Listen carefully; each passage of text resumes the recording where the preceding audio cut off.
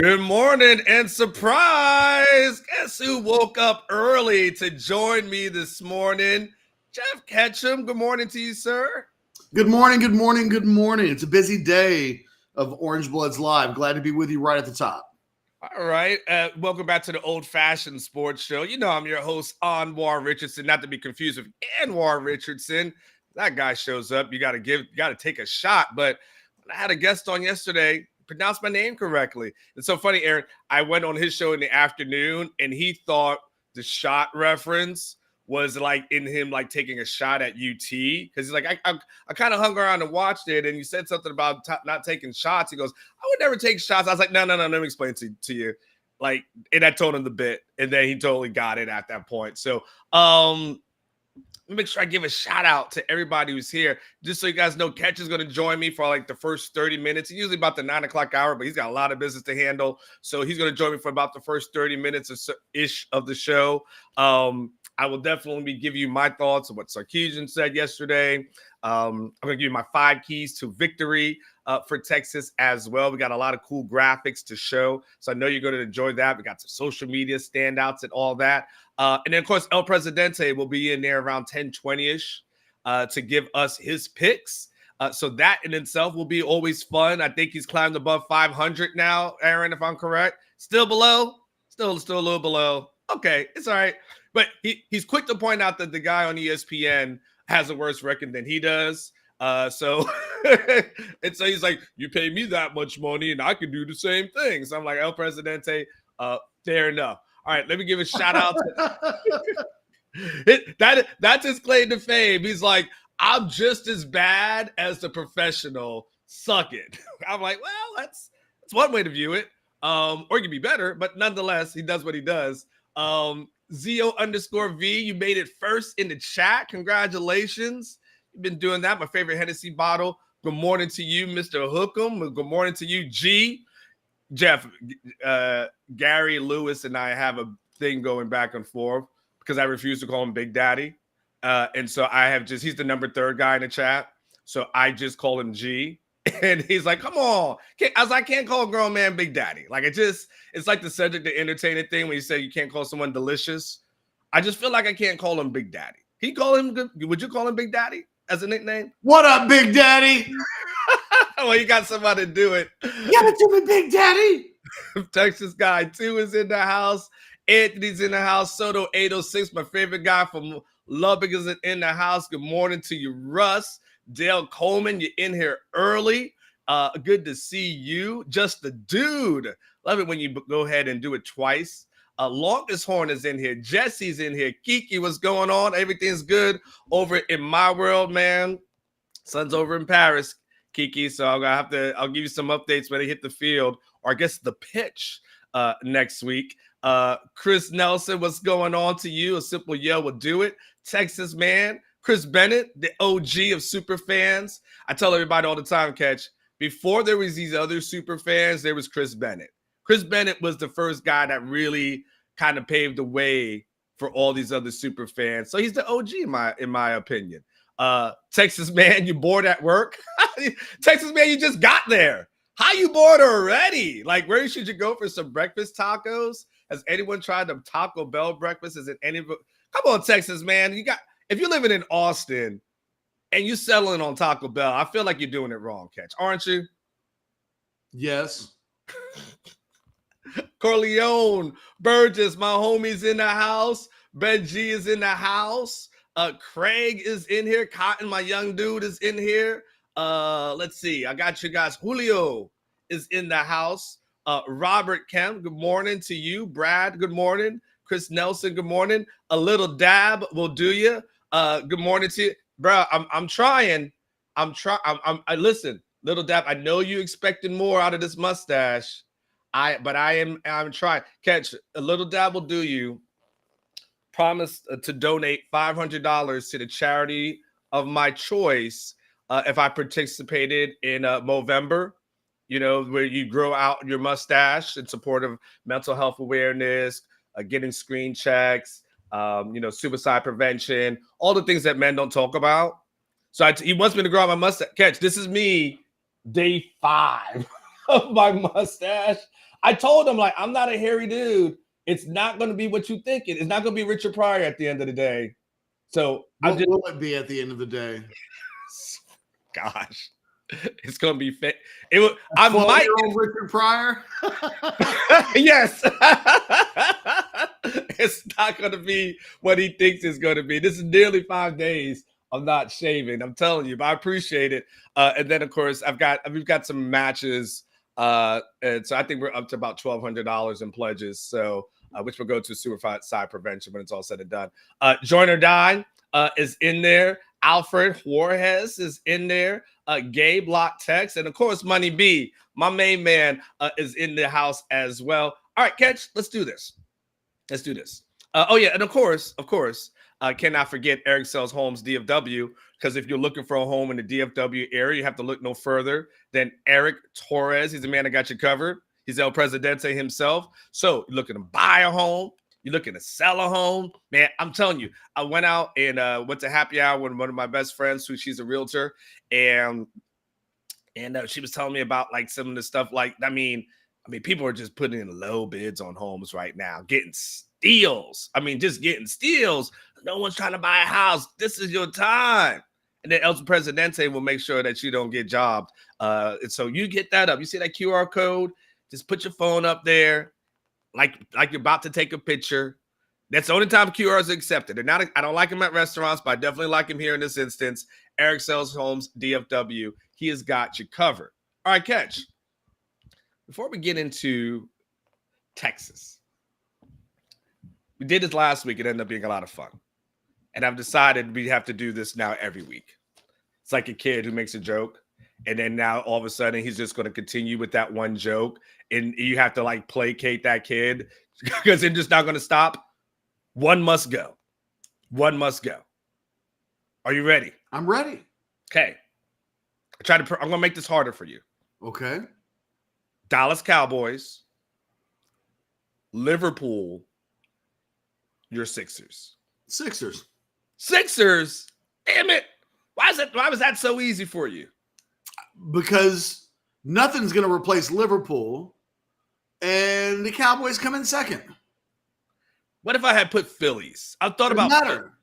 Doesn't matter. Doesn't matter. The thing is, like, the Phillies and the Sixers, that's a lot of stuff. Baseball's 162, basketball's 82, 17 NFL games. It is true. And with as much Liverpool as I watch, I need 17 instead of 162 or 82. It's funny. I was just talking to, Aaron is a diehard Arizona fan. Went to a game during the playoffs and everything. And I just said, man, God bless you. Because it's not only catches that 162, it's when pitchers and catchers report. Then of course, it's the spring training. Then they get into the 162. Then you're sitting out there in 100-degree weather in the summer. Like, it's a haul, man. It's a grind. I cannot believe we let that whack-ass Diamondbacks team beat us in the playoffs. They deserve it. I'm not begrudging them. They came and they took it. But I still can't believe we lost to that whack-ass team. All right. Number 2, Ketch. We're going side dishes. Are you ready? And by the way, feel free to comment on Ketch's his choices in the comments in the Specs chat line as well. All right. Potato salad. Gone. Mac and cheese. Baked beans.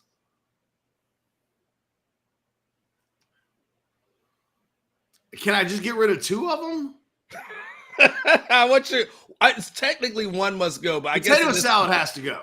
Potato salad's the first one. I'm not eating the baked beans, but I pick one. But potato salad can get the hell on out.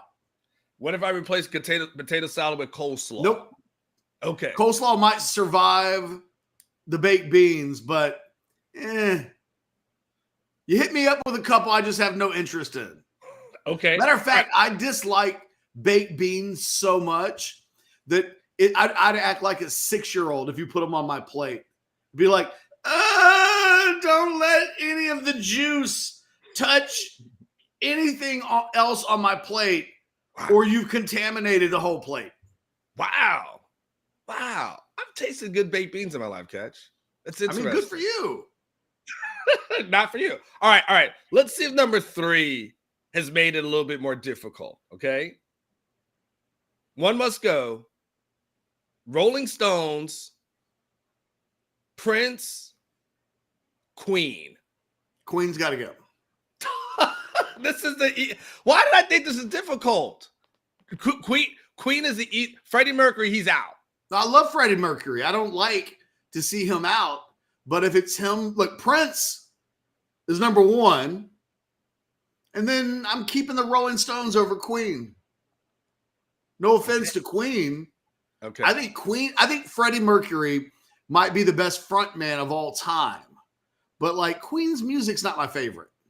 Oh, okay. So that is not what it's not something you would listen to on a random Saturday while you're just. Not really. I have a Queen list on my Spotify list. I never listen to it. Okay. That's fair enough. All right. I got 2 more for you, Ketch. Okay. Let's see if I think this one has to be the one that at least makes you pause. You haven't paused for more than a second on any of my questions so far. Okay? I have not. I'm a decisive decision maker. This one's going to be harder. I promise you. Good morning to you, Doug, by the way. One's got to go. Chris Rock, Eddie Murphy, Dave Chappelle. Dave Chappelle can hit the streets. Really? Dave Chappelle might be the GOAT at this moment. He might be, but you know what? I'm a little tired of his ass lately. Why? You seen him too much? I mean, you know, I think some of his recent comedy isn't for me. He can go talk about trans people on his own dime. I don't really have time for talking about the most, anybody making jokes about the most picked upon people on earth. That's not funny. That's just boring. You ran out of material and you thought you'd make fun of people who all they have to do is survive in this world, trying not to get made fun of. So go fuck off. Okay, well, there you go. Chappelle gets off that list. All right, last one. One's got to go. Steiner Ranch Steakhouse, Bob's Steak and Chop House, or Three Forks? Bye, Bob's. Bye. By the way, I've never eaten at Bob's. Neither have I. That's why they got the boot. Like, I can't justifiably keep somebody on the list if I've never eaten there, and I've never gone to Bob's like Chop House. I just haven't. All right, Steiner Ranch would probably stay on the list. I've been there so many times, and it's always good people watching. Yes. What if I took Bob's out and put in Perry's? I'd probably put Three Forks on there just because Perry's is in this area. I don't have a Three Forks in my neighborhood, but I have a Perry's in my neighborhood.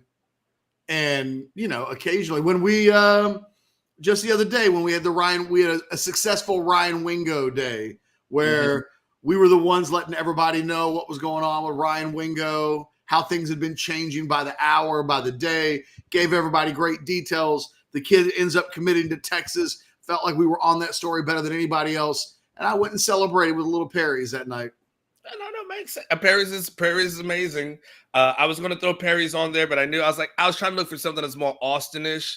But I knew if I put VY on there, Vince Jones, that would be the instant first one out if I put in VY. So I was trying to find something that I thought might move. I used to like VY, and I feel like it's just fallen off the times that I've gone there. And I've stopped going. I feel like it just. Well, I feel like one of the head chefs at VY likes our shows and is sometimes in the chats and stuff. So I don't want to be mean about VY. Well, I would love a chance to come back, but I can just tell you that I would love to be proven wrong. I would love for him to say, "Wait a second, I don't know what your experiences were, but I would like to do." But I can tell you that when I first moved here, I thought it was awesome. And then I felt like over the last couple of years, when I've gone there, the food just wasn't as good. And in fact, I took someone there because it was going to be the first time. Like I was like, you got to come on, to Austin. And I was like, and I went before. I was like, well, maybe they just had an off day. And I took someone there. They're like, this place is not that good. And I was like, yeah. I said I was hoping for better, but yeah, you're right. So, and that was probably the last time, probably about 3 years ago, something to that effect. So, but hey, Anwar at orangebuzz.com. If you want to convince me that your steakhouse is better for me to have great things to say about it, Anwar at orangebuzz.com. I'll take every free invite out there. All right, Ketch. Now that one must go, let's transition to let's Texas and Kansas State. Because essentially the person in the team that loses this might go out of the Big 12 race. And I think you kind of broke it down a little bit, Ketch, on your show yesterday. But for those who didn't get a chance to see it, and good morning to you, Barb's 10. I think you guys were saying, Ketch, like initially before the season, you guys the thought was, hey, a 2-loss team might be able to make it to the Big 12 championship game. But now as things are shaping up, you want to kind of give everybody a kind of a lowdown on how 2 losses might be kind of the death blow for, the loser of this game? It might not be a death blow for Texas, but a lot has to go right at that point because, I think one of the big fears, people keep asking me like who they should root for in Bedlam. I am never an advocate for rooting for Oklahoma, right? Nothing good ever comes out for UT out of OU's success. But if Oklahoma State beats Oklahoma on Saturday and Texas loses to Kansas State, suddenly Texas is in a position where 2 of the teams they're fighting they still got to catch Kansas State, but 2 teams that they would suddenly be tied for have tiebreaker advantages on them head-to-head, which would mean Texas at best on Monday morning when we come back for the Monday Overreaction show, at best would be in 4th place. And needing, with 3 games to go for everybody, they need to win their remaining 3 games, but they need some help along the way. Whereas if Texas wins out, they control their own destiny. I think the big worry is that if you lose on Saturday, Kansas State suddenly has a leg up on you in terms of tiebreaker head-to-heads. And we know that Oklahoma has that as well. And when Oklahoma beat Texas back in the beginning of October, the thought process was, all right, well, that game doesn't matter. Just get back to the Big 12 championship game. OU will be there. Texas needs to get there. But if Oklahoma messes around and finds out like they did last week again, then suddenly if you're Texas – it's very problematic that you're trying to climb above teams that have a tiebreaker advantage on you. It means that you need to finish a game ahead of them, that being tied isn't going to work out for you. And the very first tiebreaker in a so if you're in a 2-team tiebreaker, of course, they go head-to-head. But think about it in fantasy football, how it works out, right? I mean, if we have a 3-team tiebreaker for that last wild card spot, the first thing they do is get rid of, like head-to-head, it starts out in the division. A lot of times we don't have that here, but head-to-head is the great eliminator. And for Texas, they just don't want to get into a situation where Oklahoma and Kansas State are tied with them in the same group with them, knowing that you've lost. So this is, for me, this is the game with the biggest stakes of any game that Texas has played so far this season. Yeah, and you can see obviously we've got it on the screen, Ketch, what the standings currently are.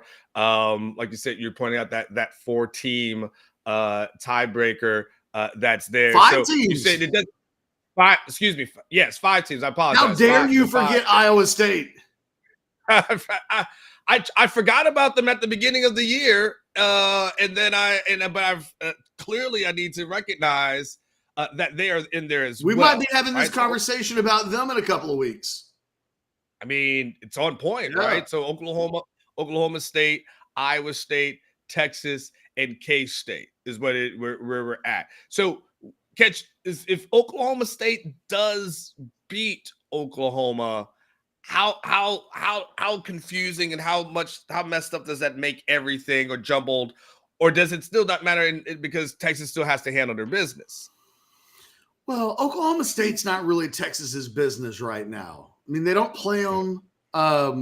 it gets really complicated if Oklahoma State and Texas are vying against, and it could happen, right? I mean, Oklahoma could win that game, and suddenly Oklahoma State is part of the process, and suddenly it's, one of the things, the very first tiebreaker, if there's no head-to-head, common opponents, what's the record against common opponents? In that world, Oklahoma State did beat Kansas State, so that's a problem. But then if they both lose to Oklahoma, Texas would have 2 losses against common opponents, whereas at this point, Oklahoma State would just have 1. So, I mean, it's tricky. It's honestly tricky at this point with so many games left to play, still a third of the season for all of these teams. But Oklahoma State has a very forgiving schedule. If they beat Oklahoma on Saturday, it feels like they're going to be in, because I guess they could lose to Houston. I guess they could lose to a BYU. But the schools that are new to the Big 12 have proven they're not really up for this just yet. It's going to take a year or 2 of adjusting, and it's not just them playing Texas or Oklahoma. Those schools have come into the Big 12 and found that it's tough sledding. And I don't know that I expect that to change before this season is over. All right. Thank you, Aaron. Appreciate you for putting that up. The Ketch, Texas was able to get by last week with Malik Murphy being okay, but not necessarily being great, right? It's not he didn't need him to carry this team on his back, but this could be a closer game. How much does Malik's play kind of factor in to, Texas's chances and odds of success against Kansas State for you? Or are there other things that or essentially, basically, can they get away with winning with that brand of football that they had last week against BYU? I mean, it's everything. If you can think back to the game a year ago against Kansas State, everybody remembers that Bijan and Roshan combined for, I think, 271 yards. So, I mean, it was a big old dose of play your 2 best players who were your running backs. And they had huge games. But people forget Quinn had a really important role in that game. He didn't give anything up. He wasn't a problem. And in the previous games before that, you think about the Baylor game, Sark felt like he couldn't rely on Quinn Ewers in the fourth quarter. And when we talked about it in real time a year ago, people thought we were being negative. But yet this summer, Sarkeesian confirmed that happened, that they just had to take the ball out of his hands. The week before that, he'd played against Oklahoma State, and Sarkeesian kept the ball completely in Quinn Ewers' hands. And, Quinn just didn't play well in Stillwater that night and had a big role in why that game got away from Texas. But in the game against Kansas State, Quinn played at least a really solid game. And he made some throws late in that game that I thought were pretty crucial. Texas will need that this weekend. You can depend on the running game, and maybe those guys, maybe Jonathan Brooks has 200 and CJ Baxter and him contribute and combine together, let's say for the same amount of yardage as last season. I still think you're going to need your quarterback to make some throws. I think you're going to need your young quarterback to not lose the game, to play well enough that the other guys can win it for them. Malik Murphy is the wild card in this game this weekend. We know that it's a tougher opponent. We know that Kansas State's going to try to confuse him. We know that Kansas State is playing really good right now. I think they've won their last 3 games, 120-9. Yeah, and this is a team playing really good football against a young quarterback. This will be the biggest challenge of Malik Murphy's young career. And I don't quite know what to think about. I'm picking Texas to win this game. So I think Malik Murphy's going to play well enough for Texas to win the game. But I'd be lying if I said I knew. I mean, I'm confident in the young man, but if you also told me right now that he throws for 2 interceptions tomorrow and doesn't play well, I believe that too. He's a young quarterback playing against a ranked team in a really important game. He's got 1 start of experience under his belt. He will see things this weekend that he didn't see a week ago, and that's part of growing up. And thankfully, this game's not in Manhattan, But part of growing up on the fly when you're a quarterback like Malik Murphy is you live week to week. And I think without Quinn Ewers this week, Texas is still living kind of week to week. I'll ask you one more and I'll let you get out of here, Ketch. I didn't get a chance. I was watching yesterday, and I didn't get a chance to hear the Xavier Worthy conversation that you guys are going to have because it kept getting pushed back. It did. Yeah, I kept waiting. I was like, all right, man, I've been waiting 25 minutes now. And I was like, man, I gotta go. Like I gotta make these calls. Give me the Xavier Worthy conversation that you guys had yesterday, because I didn't have the opportunity to hear it. Well, originally the conversation was just going to hit Xavier on punt returns does people's heads in. I had multiple conversations last week where people were coming out of the game last week saying that from a punt return standpoint, that they most remembered the ball that he didn't get his hands on because it bounced, because it was one of those kicks that hits the ground and bounces around. And they were pissed that Xavier let it hit the ground as if it's completely within his control every time a punter punts the ball and it's not returnable, as opposed to the punt return for a touchdown, which was the first in 5 seasons. I was like, wait a minute. You're focused on what he didn't do versus what he did do. And it's just, boy, you guys are going to miss Xavier Worthy one day when he's not here. It boggles my imagination, that so much focus on the negatives with Xavier takes place that, that people the next day are focused on a punt return that wasn't returned versus the 74-yard punt return that was. Yet the elephant in the room about what happened on Saturday against against BYU, is that was easily, for me, Xavier Worthy's worst game of the season and probably in his career as a receiver. He was targeted 11 times. He caught 4 passes for a measly 27 yards, and he had 3 legitimate drops, including one in the end zone that, for me, was every bit as bad as the drop in the Alamo Bowl a year ago. Same thing. It's a touchdown. And he let that ball, basically he let it get into his pads. It hit him right in the chest, kind of goes through the hands. It bounces off. 4 catches for 27 yards. He had almost as many drops as he had catches. He was a net negative in the passing game against BYU. We talked last week, what would it, you brought it up numerous times, the idea that when Ewers got hurt last year, every time there's been a changeover at quarterback, the relationship with that new quarterback in Xavier Worthy hasn't been good in Xavier Worthy's career. They tried last week to make Xavier Worthy the lead receiver. They tried to get him the ball in easy ways, easy pitch and catch situations, and it just didn't come off. It was, thank God the punt return was there. Otherwise, I promise you, it would have been a week of Xavier Worthy bashing on all of our shows on Orange Bloods Live, except if you can accept a world where college players deserve to be bashed. It legitimately was the worst game of his career. I went back and looked at all of his PFF game stats just to see if there was anything that compared to it. No, not even last year's game in the Alamo Bowl was graded as poorly as that game was. So I'm really interested to see what Xavier Worthy we get this week, because he's coming off a career worst game, and it didn't impact the outcome of the game the way that a lot of people felt like it did against Washington in the bowl game. How does he respond?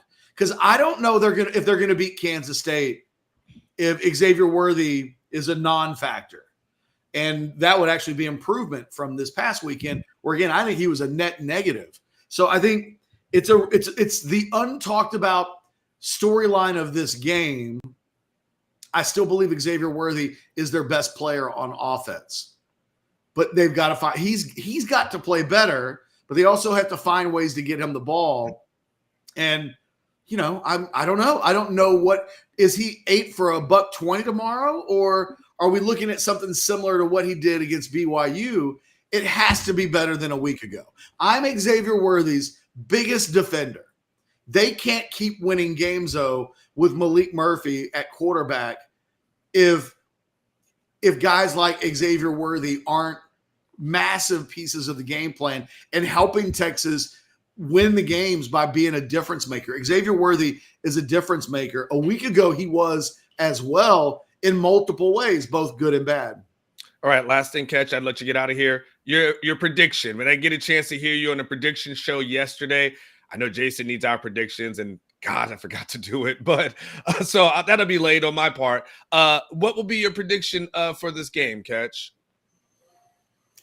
Probably something like 24-20 Texas. I'm expecting a one. And look, I'm predicting the kind of game that Sarkeesian historically struggles with. One possession games. Yes. One possession, close games, fourth quarter. Quite frankly, his record is awful in those situations. I'm going to predict that Texas and Sarkeesian and Malik Murphy get the job done, but I think it will be a tense fourth quarter affair. Ketch, safe travels on your journey today. Am I going to see you tonight? No, I won't be there tonight. Oh, yeah, I'm sorry. I know. Well, we found out about it on a Wednesday, and I found out about it like on a Monday. So yeah, I think it's I found if out. If I told you on Monday about it, would it have changed the trajectory of your Friday? Nah.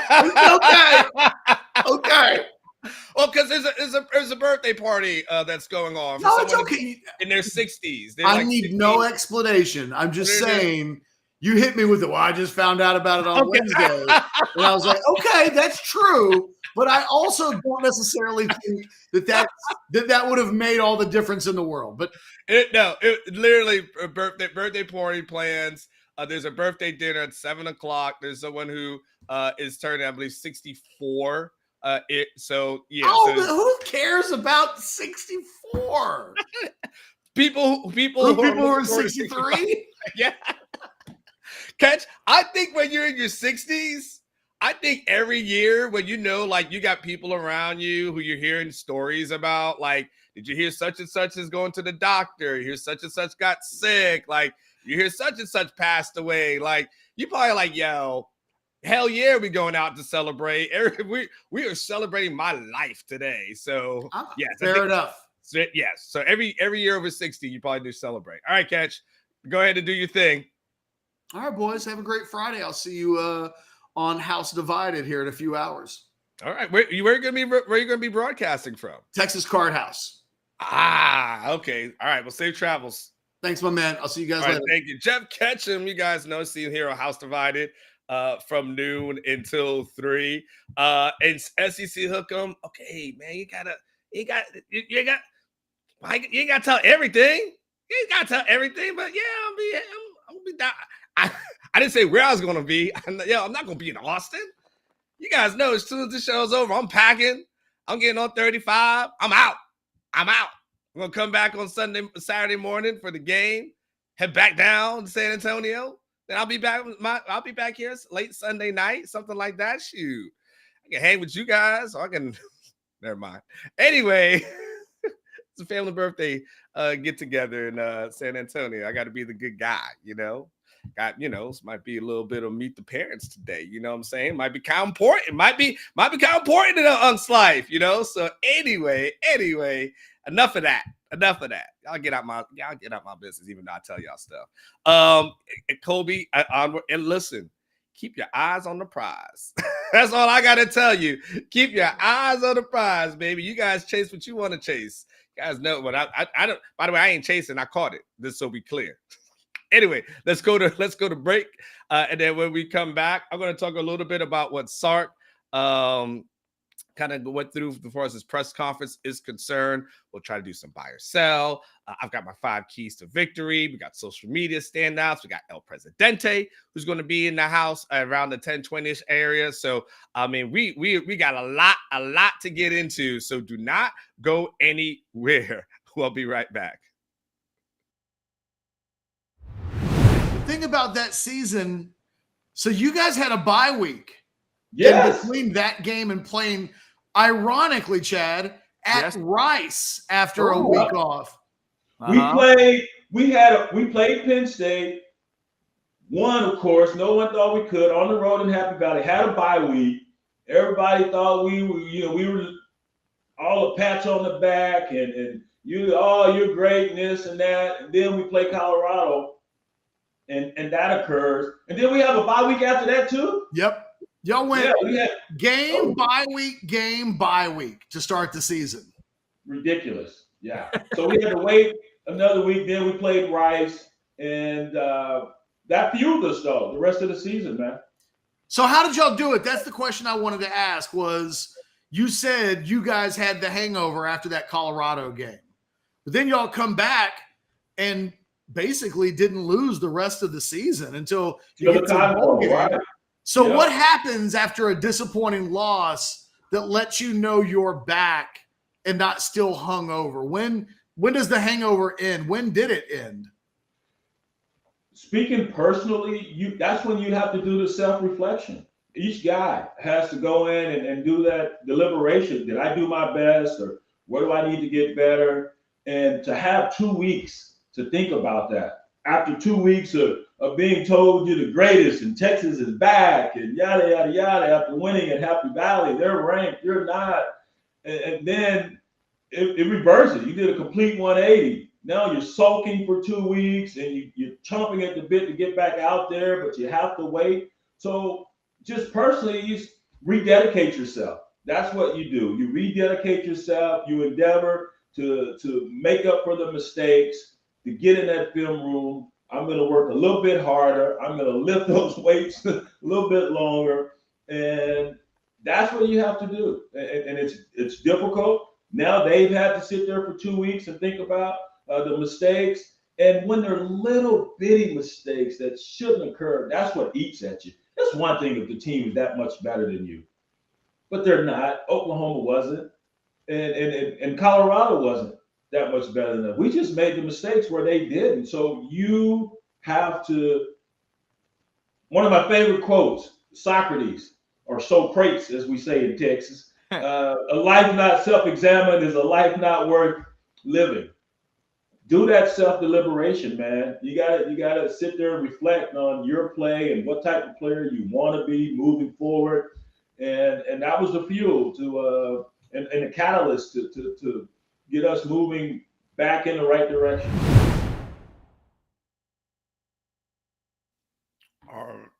Welcome back. And listen, talk about moving in the right direction. Boy, it's Friday. It is absolutely Friday. You know what that means? It's party time. It's time for you guys to get ready for the tailgates. It's time, man. You had a long week. You started to think to yourself, man, I just need to get home, sip on a little something, relax. I've had a long week, man. There's been a lot of stuff that's going on. Maybe you got a party, some tailgates, whatever it is. You got Specs. Got to go to Specs. They got you covered.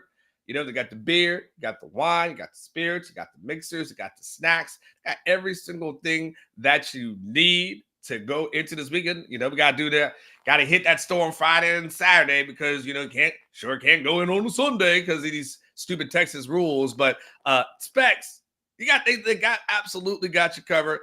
Aaron, let the good people know what Specs has got for them. No matter what you're needing, Specs same-day delivery can save the day with our Specs app or online shopping. From world-class wines to hard-to-find spirits and craft beers to gourmet foods, delicious snacks, and spectacular sweets. It's Specs. Cheers to savings. All right, guys, and cheers to everybody else. Zio_V say gonna be in 210 this weekend. Oh, well, that's interesting. Maybe we will run into each other while we are down there. Let's talk about this. Sarkeesian had the conversation, had his. Oh man, I got why was my mic so far away? Okay, here we go. Probably hear me a little bit better. Y'all doing too much now, Blake. You're doing too much. You're doing too much. No, they're not. That's not what it's called. Not what it's called. It's not a side. There's no side. There's no side. There's only a main dish right now. Only a main dish at this moment. No sides. I'm too grown. I think I realized. Bro. Listen. I tell y'all, man. Next month, turns 50. Bro, 50. Right? Not you talk about 50 or in December. Man, I can't be out here in these streets like that for the rest of my life, man. I gotta find something, man. I have to, you know what I'm saying? Like I gotta make something work. Like I just gotta make something work. I can't I don't want to be, man, you know, I haven't heard from Anwar like 3 days. Like I need somebody to know, like, hey, Anwar done he's gone. You know what I'm saying? So and no, man, I don't feel 50 at all. I feel really good. I probably feel like 35. I don't feel young. But I'm just saying, man. Yeah, so you know, I'm trying to make some things work in life, man. I can't be out here in these single streets forever, man. I need somebody who can push me in a wheelchair when I get older. You know, if I have to be, I ain't speaking it. I'm not speaking that into existence. I'm just saying, if something, God forbid, it came to that, there's somebody. We all need a little somebody. So yeah. Yeah, that's right, Money B. I'm focused on the entire entree. The sides, I've done the sides for too long. You know what them sides do? They leave your stomach empty when it's all said and done. You trust me.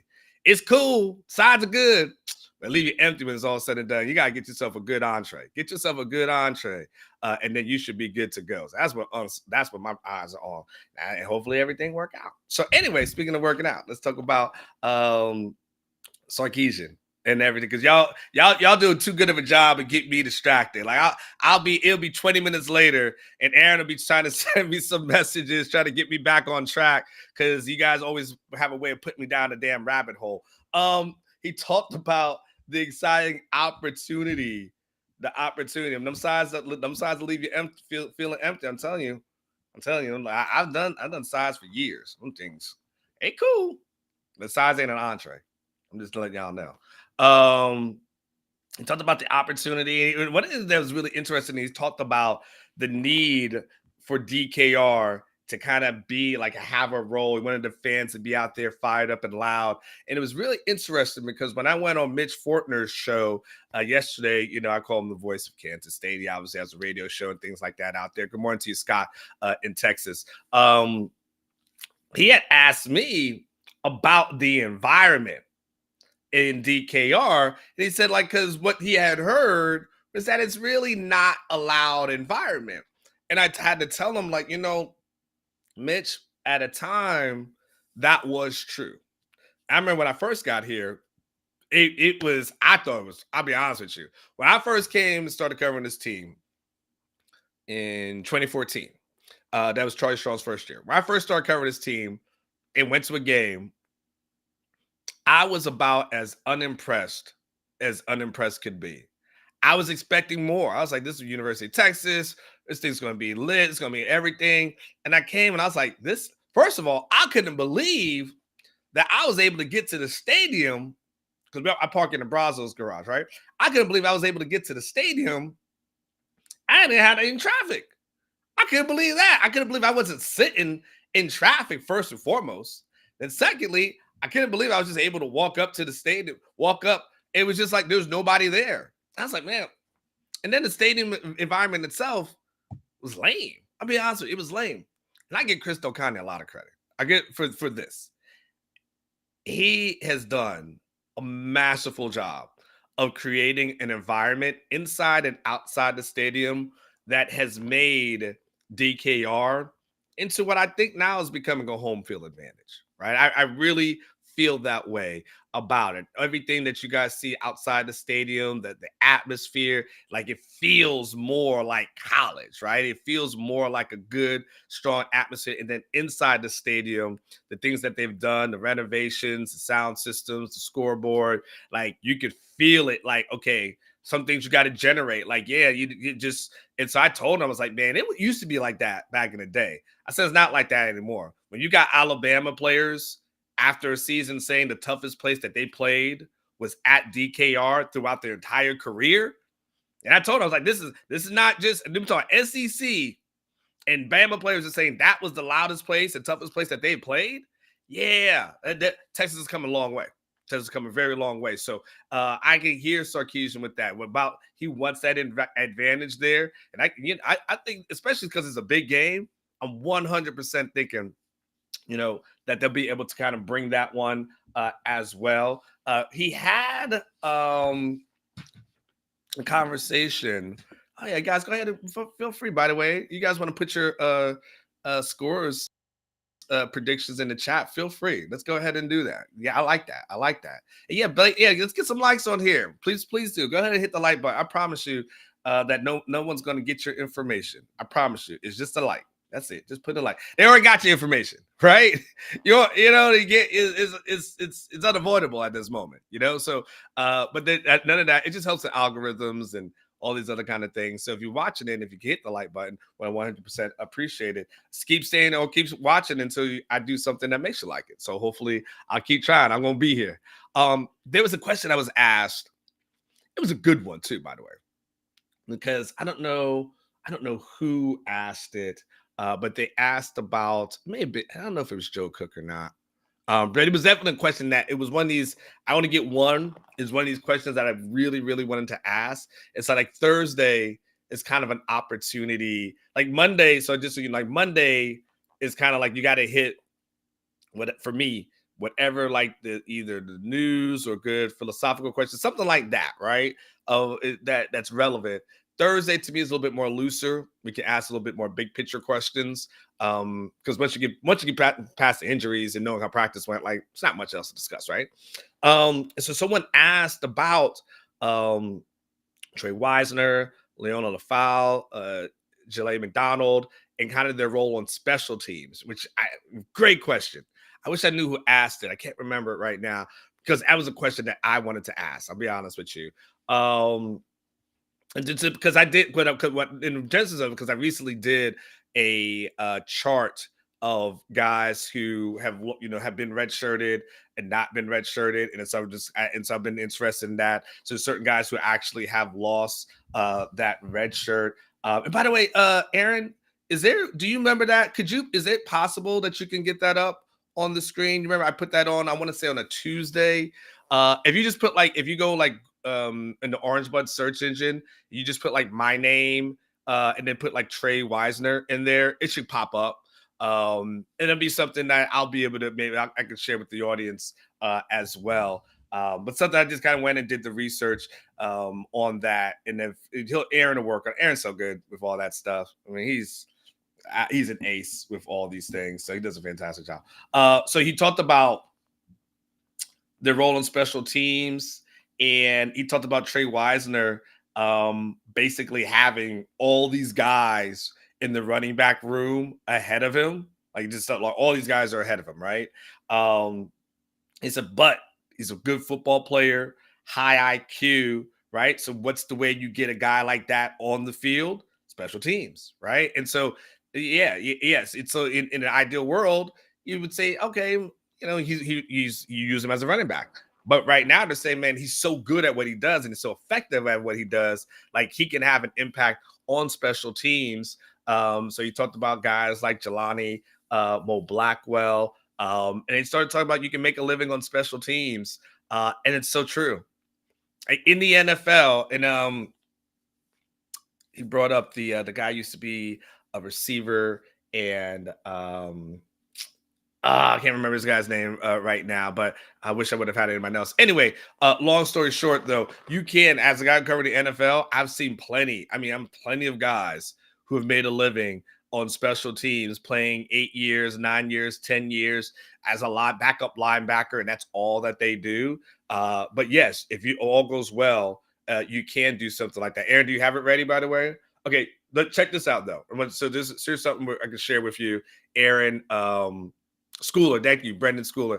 Aaron's was so gracious. I tell you, he moves fast. I don't know, he can do all that real quick. Go ahead and put it on the screen, Aaron. So now so you guys can see on the screen. These are the freshmen, essentially, who have lost their red shirt so far. Now, there's one thing that's going to end up being a little inaccurate as relates to this thing, and I only caught it late. Anthony Hill appeared in 7 games. He has actually 1 start. I didn't notate that start because I went and I was looking at the Texas book, but then I had to go back and know he did start against BYU. So that's the only one thing that in there that is a little bit inaccurate.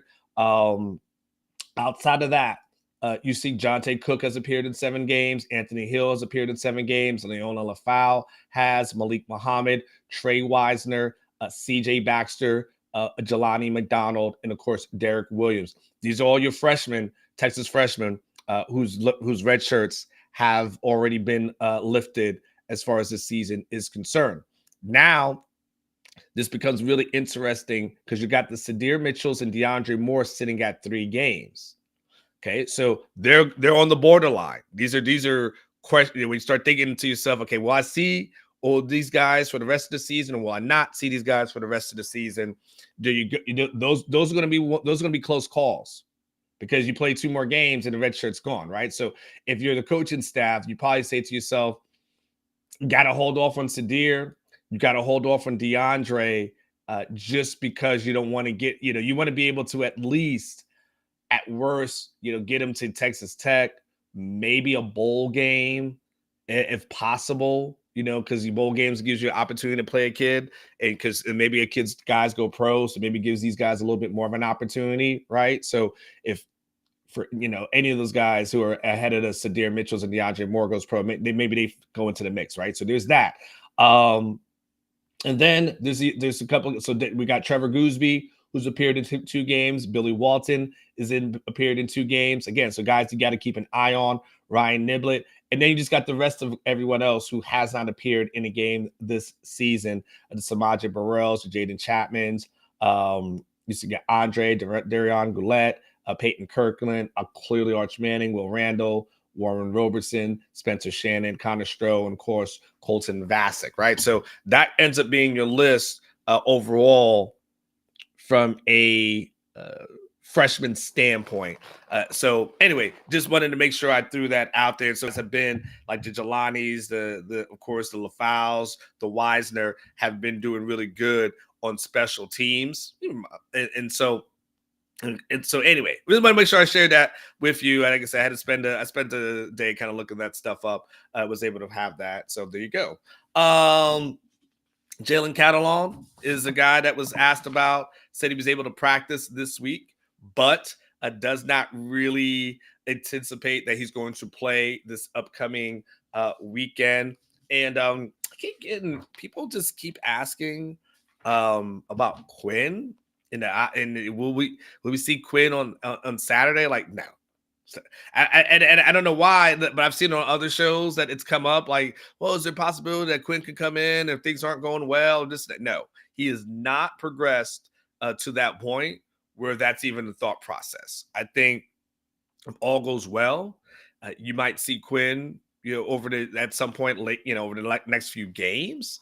But one of the things I'll tell you that I was able to gather this week, which hopefully you'll appreciate. That's what I say. I hope you guys appreciate a show where I do talk, but again, I always try to say I'm a reporter who does a show every day, more so than I'm a person who hosts a show every day who occasionally reports. Right? It's just a weird balance. Trying to do both as well as I can, by the way. So.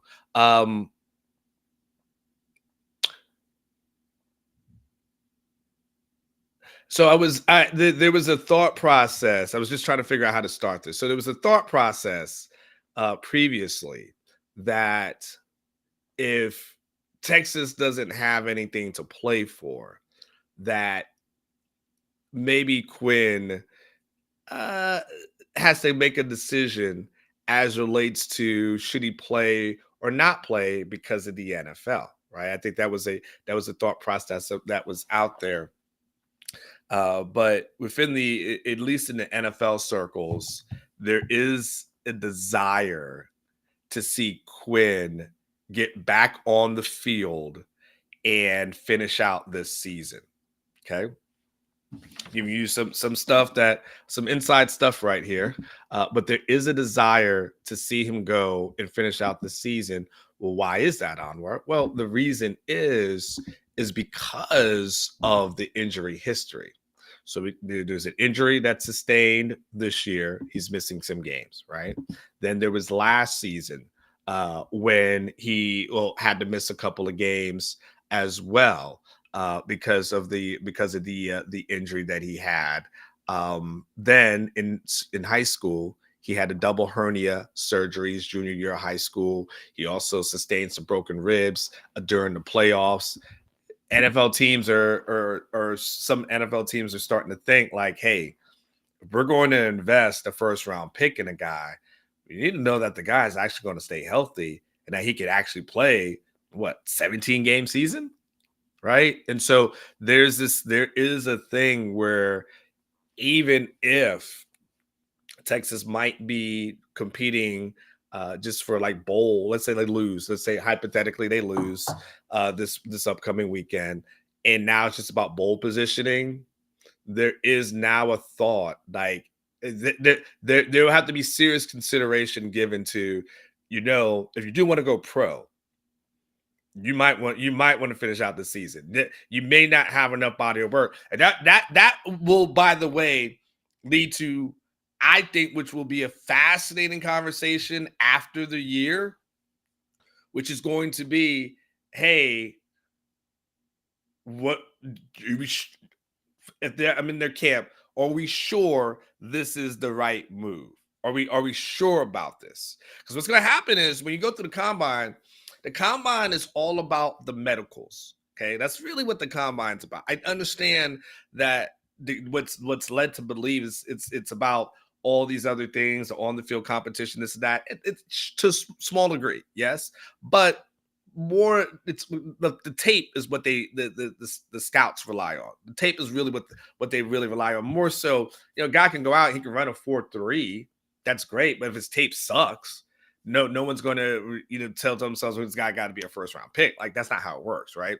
The combine is really about the medicals. It's really about going in there and getting the medicals, getting a full exam, and so teams know what they're investing in. That's why guys go to the combine, then all of a sudden teams find out that they have like a heart problem or heart condition that no one had known about, right? These things happen. That's what the combine is. And so for Quinn, the question will become, hey, are you healthy? Can you stay healthy? And so I just say it all to say, I don't expect Quinn to be out there this week, but over the next couple of weeks, I think he's going to be out before the season ends. That is what I believe. It's just a matter of when. So I do know he threw a little bit this past week. We'll see what happens as the weeks progress. But anyway, just want to throw that out there. Make sure you guys were able to have that information as well. He also talked about them being being fundamentally sound as tackling. He talked about how huge that is for them this week. It's about K-State and what they do. He talked about, a week with Malik and saying like how he's getting a little bit more comfortable, a little bit more reduced anxiety is how Sarkeesian described it. Talked about he has more of an understanding now of how to make this thing go like week to week. Like, okay, this is what you're supposed to do as a starter. Like last week, okay, I was just figuring it out. This week, I totally get it. So you feel like there's a comfort level that'll be there. And it will be interesting too. You guys know, like there's a saying in football where teams usually get a lot better from week 1 to week 2. So the question will be, does Malik get better from start 1 to start 2? Right. That becomes, the thing that we'll have to see. We'll have to monitor that's out there. Ethan Burke, nothing new on him. He's a week to week guy as well. And he gave a really good answer to a question that I asked him about. And, it's kind of based off of what we talked about yesterday. And that, the thing when I kind of broke down everything yesterday, right? And it's like 10 positive aspects. It was that the whole thought and the whole premise was, it's so easy to focus in on so many like the negative things. But if you really just take a step back and look, it's just like, okay, it's not that bad. It's Texas 7-1, ranked 7th in the country, with a chance to, potentially get to the playoff. Calm down, right? Calm down. Like let's just take a step back and say, you know what, it might be all right, okay? And so one of the things I wanted to ask him was basically, and then kind of outline for him, like, hey, you've achieved all these things this year, right? And went through all the success that they've achieved, and then it was like, hey, so basically, like, how do you balance that whole situation of, hey, these are the areas that we're doing really well in, versus like, hey, these are the areas that we need to improve, or do you really go into like a no team is perfect kind of mentality that's there? And he really gave a great answer about his job as a coach. Good morning to you, Sark After Docs. And of course, Scott in Texas, Javier Rubio is in the house. Touchdown Texas is in the house as well. So good morning to you guys who are out there. But he talked about how it's his job as coaches to motivate the players. But basically he said, as much as they motivate them, they can tell them all these great things. He goes, but he said, you guys, especially the media, do a great job of pointing out the areas that we're not really good at. He's like, before it used to be like water cooler talk, but now, I mean, his kids get on the phone. Let me tell you what I know. I can tell you what I know. Players on not just Texas team, lots of teams, college football teams do this, right? I will tell you, when the game is over, you know what these guys do? They literally will put their name in the Twitter search or X, whatever it's called, and see what people are saying about them. They do it. The parents do it. I am telling you, they look it up. They know. You think you may have a comment that and they may or may not know. Nope. They do it. I could tell. I remember there was a particular player, I won't call him out, but I used to know, I could tell when they were done after the game with the team meeting or, or whatever, team discussion, because it usually be like 15 to 20 minutes or so, something like that. And then I would see that player retweeting everything that somebody mentioned his name. And there'd be obscure tweets like such and such had a good game, great tackle, great this, great that. They go through it and find it. They go through it and find it. And so those guys hear it, and they hear the negatives as well. So they hear the positives, but they hear negatives as well. So he's 100% correct. He is 100% correct. Scott, by the way, yes, I've been asking Sark some good questions. Thank you. I appreciate that. I kind of felt that way too. I feel like I'm in a little hot streak right now. I don't know what's going on. Maybe I've been getting a good night of sleep. I don't know. Maybe I've been thinking about it. Maybe I'll make up. Maybe the key is I just don't ask about Jeff Banks, and then we're good. Maybe that's what it is. Like, I just don't ask me what he said. Don't ask me my thoughts on what he said. Just ask me your question, and maybe we're good. I don't know. But that's why I tell you guys, man. It's Scott in Texas, everything like that. Sark After Doc. I will neither confirm nor deny what you just said, Sark After Dark. I am not calling out anybody on that team. So we do know Chris Boyd was using his phone during halftime, right? He was like, oh man, those are some crazy days back then.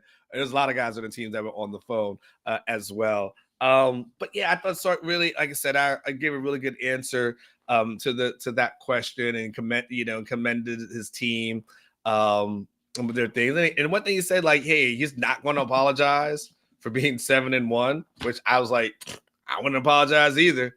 I'm not. I don't care how. What is it? What does the song say?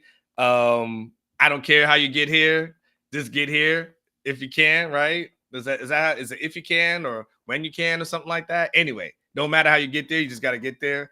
But yeah, he said he's not going to apologize for any of these other things that is going on. So I thought He gave a really good answer to that one. Really good answer too when he was asked basically like who has improved the most in this season, because it's it's hard to improve in season. Just so y'all know, this is where I will always tell you that for the most part, you get about 3 to 4 weeks into a season. For the most part, a team usually is what they are, because you are working on game plan and game planning throughout the week as opposed to like skill training. And so that occurs in the off season. That's winter, that's the spring, that's the summer. That's what that's designed. But when they get in there, they're not like, okay, let's get you this. No, it's like, no, we got a game plan for this. Let's run plays. And so it's hard to improve. But he did say Anthony Hill went from being a guy who was kind of a highlight player to start off the year to a guy that they're counting on and is actually being more consistent. He talked about DJ Campbell being a guy who's kind of really improved as well. And kind of also mentioned Jonathan Brooks for where he started the season until now. I mean, hell, Jonathan Brooks started the season as a backup running back and will finish it as a potential, first round pick. I would say that's one hell of a jump. That's one. And the only reason I say potential, y'all, as far as first round pick is concerned, is just because you just never know. Like a team fell in love with Bijan, they took him, but you never know with the NFL because they may decide like, I don't know, we'll wait until the second round. Like things like that happen. Nonetheless, one of the best running backs in the country, regardless of when he gets selected. So there is that. He was asked about the CFP rankings. He talked, and it's like a little bit too early for that, and I totally agree with him. And then one of the other things he was asked about, which I thought at the time, I was like, I didn't know what kind of answer he was going to give because he was asked about walk-ons. But he did give some really good insight into that because he did basically mention like walk-ons are treated just the same as starters, same locker room, same food, same all those kind of things. But they do treat them like scholarship players, and they get to dress for the home games and being extremely valuable. And I thought it was just knowing, hey, like this is how they treat their walk-ons. What it really revealed to me was just a sign of respect. That's what it is. Like it revealed to me a real sign of respect and maturity as far as how they treat those guys. And I think for the most part, a lot of teams do that, but it's always good to hear that that's how they treat them. And so, walk-ons are essential. Like you only got but so many scholarships. And then those walk-ons and then preferred walk-ons, obviously a little bit better because the preferred walk-ons are guys who had probably small an offer, but really wanted to be at the University of Texas. So they said, I'll just be a preferred walk-on because I just always grew up wanting to go to UT. So that happens. And then the one last one that I would mention, where's Rodolfo? Is Rodolfo here? Has Rodolfo been in the chats? Rodolfo, let me know if you're here. I want to know if Rodolfo is in the chat. He may not be, but if he is, one of the last things that was said will be right for Rodolfo because Sarkeesian talked about Jordan Whittington. And he said Jordan Whittington is going to be playing in the NFL. He's going to be playing for a while. Take that, Rodolfo. Take that. Take your Jordan Whittington hate, pack it up, put a ribbon and bow on it, and gift it to yourself. You can't use it here. But he talked about he's going to get on some team as probably more like a special teams kind of guy. Now, here's the deal. And we won't say, I think the challenge was going to be he's probably not going to get drafted. But will he have a chance to get as an undrafted free agent like a Brendan Schooler and have an opportunity to make that? Sure. Draft picks are hot commodities. There's only but so many of those, there's only but seven rounds. There's thousands of players. So every player is not going to get drafted. Only the strong will survive. The only elite will do that. But that happened as well. All right, let's do this, Aaron. Let's do a break. Then we come back. I'm going to give you guys my 5 keys to victory. We'll also try to get some buy or sell in here as well. So we'll try to get that one knocked out. So let's do 5 keys to victory. And then we will do buy or sell as well. So do not go anywhere. It's a Friday. It's a fun Friday, Freaky Friday. all those kind of things. So make sure you go there, check out Specs. But let's do a quick break, and we'll be right back.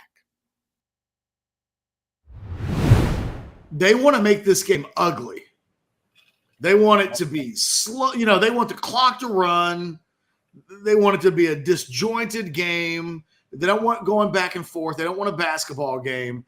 They need the Baltimore Ravens up this game a little bit. And that drive was kind of the opposite of that. They didn't, a little bit like Texas, right? They come out throwing the football, not really having a lot of success in this first drive. And here we are, 12:25 to go in the first quarter, and we're on our second punt of the game. Nice kick. Xavier Worthy takes the punt at the 25, and he's got a lane. Nice return. Nice return. Worthy's gone. He's gone. It's and over. For all of you that have wanted Xavier Worthy off of punt returns, how do you like them apples? Wow. He's been close to that all season long. And that was a case of the BYU punter kicking the ball too far down the field. That was that 75? Did I see that yard marker right? Is that a 75-yard return? Yeah, he caught it at about the 25. That's about right. I'm telling you what, Ketch, I don't think a dude in blue pants even touched him. It was such a good punt. Woo! That it backed Worthy up, but it gave him a ton of space. Yeah. And so he avoids the first tackle attempt, and then he's just got acres of space to run through right down the middle. There wasn't a whole lot of fancy shake and bake on that. But well, and that's extra dangerous too. If you can set it up to where that guy doesn't have to shake and bake and he can just go blinding speed, you're done. You talk about a dude that was done. That punter from BYU is going to – he won't hear it in film study, Ketch, because they all know him. They know who he is. He's going to like, none of them other dudes made tackles either. Yeah.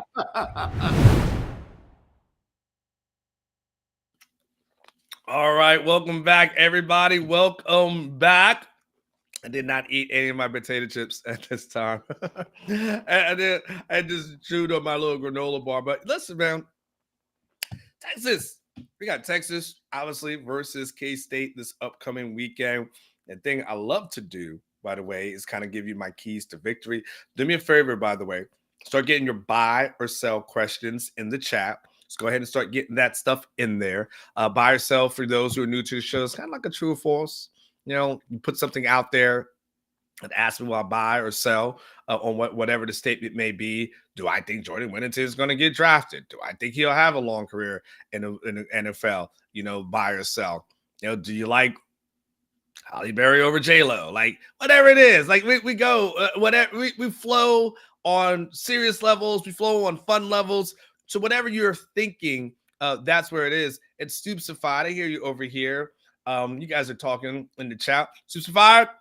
Big game for Oklahoma this weekend. The last, probably our lifetime, Stoops of Five. I don't know if Bo's in here either. Probably for might be in that last, because this is going to be one of those things that Oklahoma and Oklahoma State, the leaders that be, are so opposed to each other that it just may not happen unless it's some sort of bowl game. So last one to Bedlam. What you don't want to be, after having all that dominance against Oklahoma State for all those years, the last thing you want to do is lose to them in the last game, because that's all they're going to remember. They will forget about the overall record, and all they'll remember will be that last game. I mean, not to the same degree, but when Texas has had scoreboard over A&M for all those years, and Texas always had scoreboard over A&M, but having it, that last one, the kick, that's what you don't want. That's what you don't want. So we'll see if you guys go and handle your business this upcoming weekend. Tom G, damn, Tom. Well, hi, Tom. Well, you put in. Well, hell, let's just do buy or sell now then. If that's what we're going to go. I mean, put in a super chat, so I'm not going to make him wait like 30 minutes for me to answer his question. That's disrespectful. Not do that to man. Tom G. Tom G. Are you watching me on your freaking 100-inch wall. My gosh, that is crazy. Anyway, Tom G goes, buy or sell. We would get to $500 in OB donations so I can match the full amount for such a great charity, calling out El Presidente to match me. Right now, we only need $200 more, Tom G. Right now, we only need $200 more. We're up to $300 in donations. What do you guys say? What are you guys talking about? So the month of November is called. I got my stuff right here. So I got everything on the floor. It's Movember, and Movember is actually called Men's Health Awareness Month, which is an annual global campaign that encourages men to grow mustaches and raise awareness about men's health issues, things that we just don't talk about as men with each other. Like nobody's like, hey man, you get the prostate check. Like that, we don't talk about like that. But these things are things that we need to talk about. So this month-long event is all about promoting physical or mental well-being among men, addressing issues such as prostate cancer, testicular cancer, mental health challenges, and suicide prevention. And so just a dabble do, you said if I grow out 500, if I grew my mustache out, that he would donate $500 to the charity of my choice. Tom G has said that he'll match everybody's donation, not past that. So we already got 500 in. Then Tom G said, hey, I'll match an additional up to 500, right? So right now we got another 300. So we've got what, $1,300 in donation. Did I do the math right? That should be no. Tom has got 3. No, he's only matching 3 right now, right? So yes, so $1,100 rather in donations right now. In which I'm going to donate it to suicide prevention. I think that's a cause that we just don't talk a lot about. These are things that affect people. People are dealing with a lot of things in life. And if you ever dealt with depression, which I have in my life, you would know that it's a dark place. It's where you see me now is not where I was, 20 years ago in my life, So that's going to be the thing that I will donate to. And so listen, Scott, how do we donate to Tom G? All you got to say is you'll donate. And then I don't want you. I know money will not be exchanged amongst each other. We'll get something set up. I'll get something set up where you can donate directly to that, and maybe get the tax write-off or whatever it is. But that's what we'll do, Scott. So there will be no monies exchanged between anyone. We're not going to have anything like that. And I don't, you know what I'm saying? Like I wasn't like, I said something Venmo, and then how do I know? Nope. We're going to do straight direct to the cause. Okay. So just all you got to do in the chat is say, hey, put me down for whatever. And then when the time comes, Aaron's keeping the list. And then when the time comes, well, I'll just put it back out there like, hey, guys, like, here's the link. You guys can feel free to donate whenever you want to. Maybe we can get something that, it can show something. Like, I'll figure this out. I've seen charities do stuff before, right? Where you can just donate under a name, and then you can see how much money has been donated.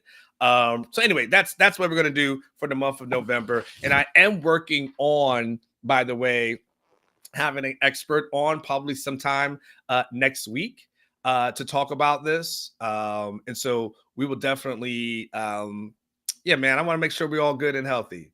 We're a family. I'm telling y'all, this is the goal of the show is for all us to be a family. Now we're gonna have some knuckleheads in our family. That's all right. We don't kick them out just because they're knuckleheads, and just because people say things we don't agree with, we don't kick them out either. The only way we kick you out of family is if you're disrespectful. Outside of that, you're good to go. That's why I say black, white, Latinos, Asians, whatever it is, it doesn't matter. We are all a family, a part of this thing. You know what I'm saying? So whatever your sexual orientation is, I don't give a damn about none of that. We are all a family in here. And I want to make sure my family, which is mostly men now, I also want to make sure that y'all are taken care of. So we're going to have some of the real conversations here in November. So I'm trying to grow out this mustache, but I'm just letting you know, it is not going to be what you think it is, because it's not. It's been like 5 days of growth. It's not going to be good. But I will do I'm trying. I'll have to get a fake mustache for y'all so make this thing work. Jeff, thank you. Thank you for the 200. Well, there you go, Tom G. Then there goes the match. Scott in Texas says he's down for $50. So that puts us now at that 1,500, so 1,550, something like that now. So yeah, we'll be able to do that. So like I said, for suicide prevention, man, there's too many people dealing with stuff, man. I did. There was a guy on Orange Bloods that his person, my grandma's mustache is sticking. That's hilarious. There's a guy on Orange Bloods who had unfortunately killed himself. But I remember spending an entire day trying to track him down when he put like a suicide note on Orange Bloods. He lived well outside of Lubbock. I forgot what the city was, and it took me hours to finally locate him, his family, to let them know about what was going on. So your suicide prevention is something we'll definitely get into that. Okay. Was there another buy or sell that came in there as well? Well, all right. If you guys want to do buy or sell, I was going to try to put it off. I'll just put it off for I'm going to talk about 5 things and then we'll get back to buy or sell. But Julie, you did put something in the super chat. Okay. Buy or sell. Sark should use Casey Kane inside the 10-yard line for a size mismatch, given our inability to get in the TD. I will not apologize for phrasing. Basically, I'm going to sell on it, Julian. I just think they got so many weapons. I don't know where Casey Kane doesn't really rank as far as that is concerned. You know, I mean, you've got, to me, when you're talking about someone I think you utilize a little bit. I know it's a little dangerous, but, you know, Jatavian Sanders is supposed to be a first-round tight end. I mean, you know what I'm saying, Julian? Now, you don't have to even go that far down to Casey Kane. Go to your tight end that's supposed to be a first-rounder. Like, get it to him. Honestly, Jonathan Brooks. He's the best running back in the country. Like, we don't, you know what I'm saying, Julian? And by the way, when I'm talking, Julian, I'm not coming at you or being disrespectful or anything like that. This is kind of a toss. I just want to make sure you understand tone. But you got the best running back in the country.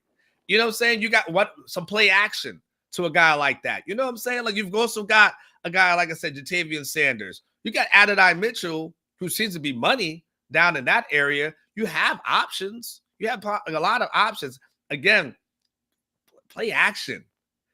Just do that. Just do something as simple as, I don't know, I faked the handoff to the running back, and then I did, do certain things like that. I think there's the little ways just to kind of mix it up for me that doesn't necessarily involve throwing Casey Kane out there, who, I mean, if you throw him out there at this point, I think kind of obvious that you're going to be because you haven't really used him a lot. So all of a sudden you got to think to yourself, okay, they're thinking about that guy. So I think that's kind of the issue, the challenge as well. Was there more super chats that came in? Okay, those were only super chats. Okay. Y'all just put some buy or sell questions in there. I'm going to go finish my 5 keys to victory. And then you guys get your buy or sells in the chat. Let's go into what I think is the key number 1 for Texas to pull out a victory against Kansas State this upcoming weekend. And the first one key to me is you've got to force Will Howard to throw the ball. Basically, it goes like this.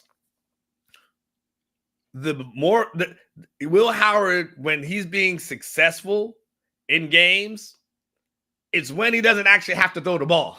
It's a weird thing as a quarterback, right? It's not like the more he throws, you think to yourself, oh, this team is on fire. It's actually quite the opposite. So when K-State goes out and they beat Houston 41-0, right, in that previous game, he started the game 12 of 12, right? But then he finishes with 15 of 17 for 164 yards and 2 touchdowns. My man attempted 17 passes. That's it, right? Now he also had DJ Giddens rush for 96 yards and two touchdowns. But the thing is, and what's interesting is that Kleiman had said after that game that he felt like Will Howard played basically one of his best games of his career, definitely one of the best of the season. And that's for K-State, it's like, I don't need this guy throwing the ball a bunch of times. Why?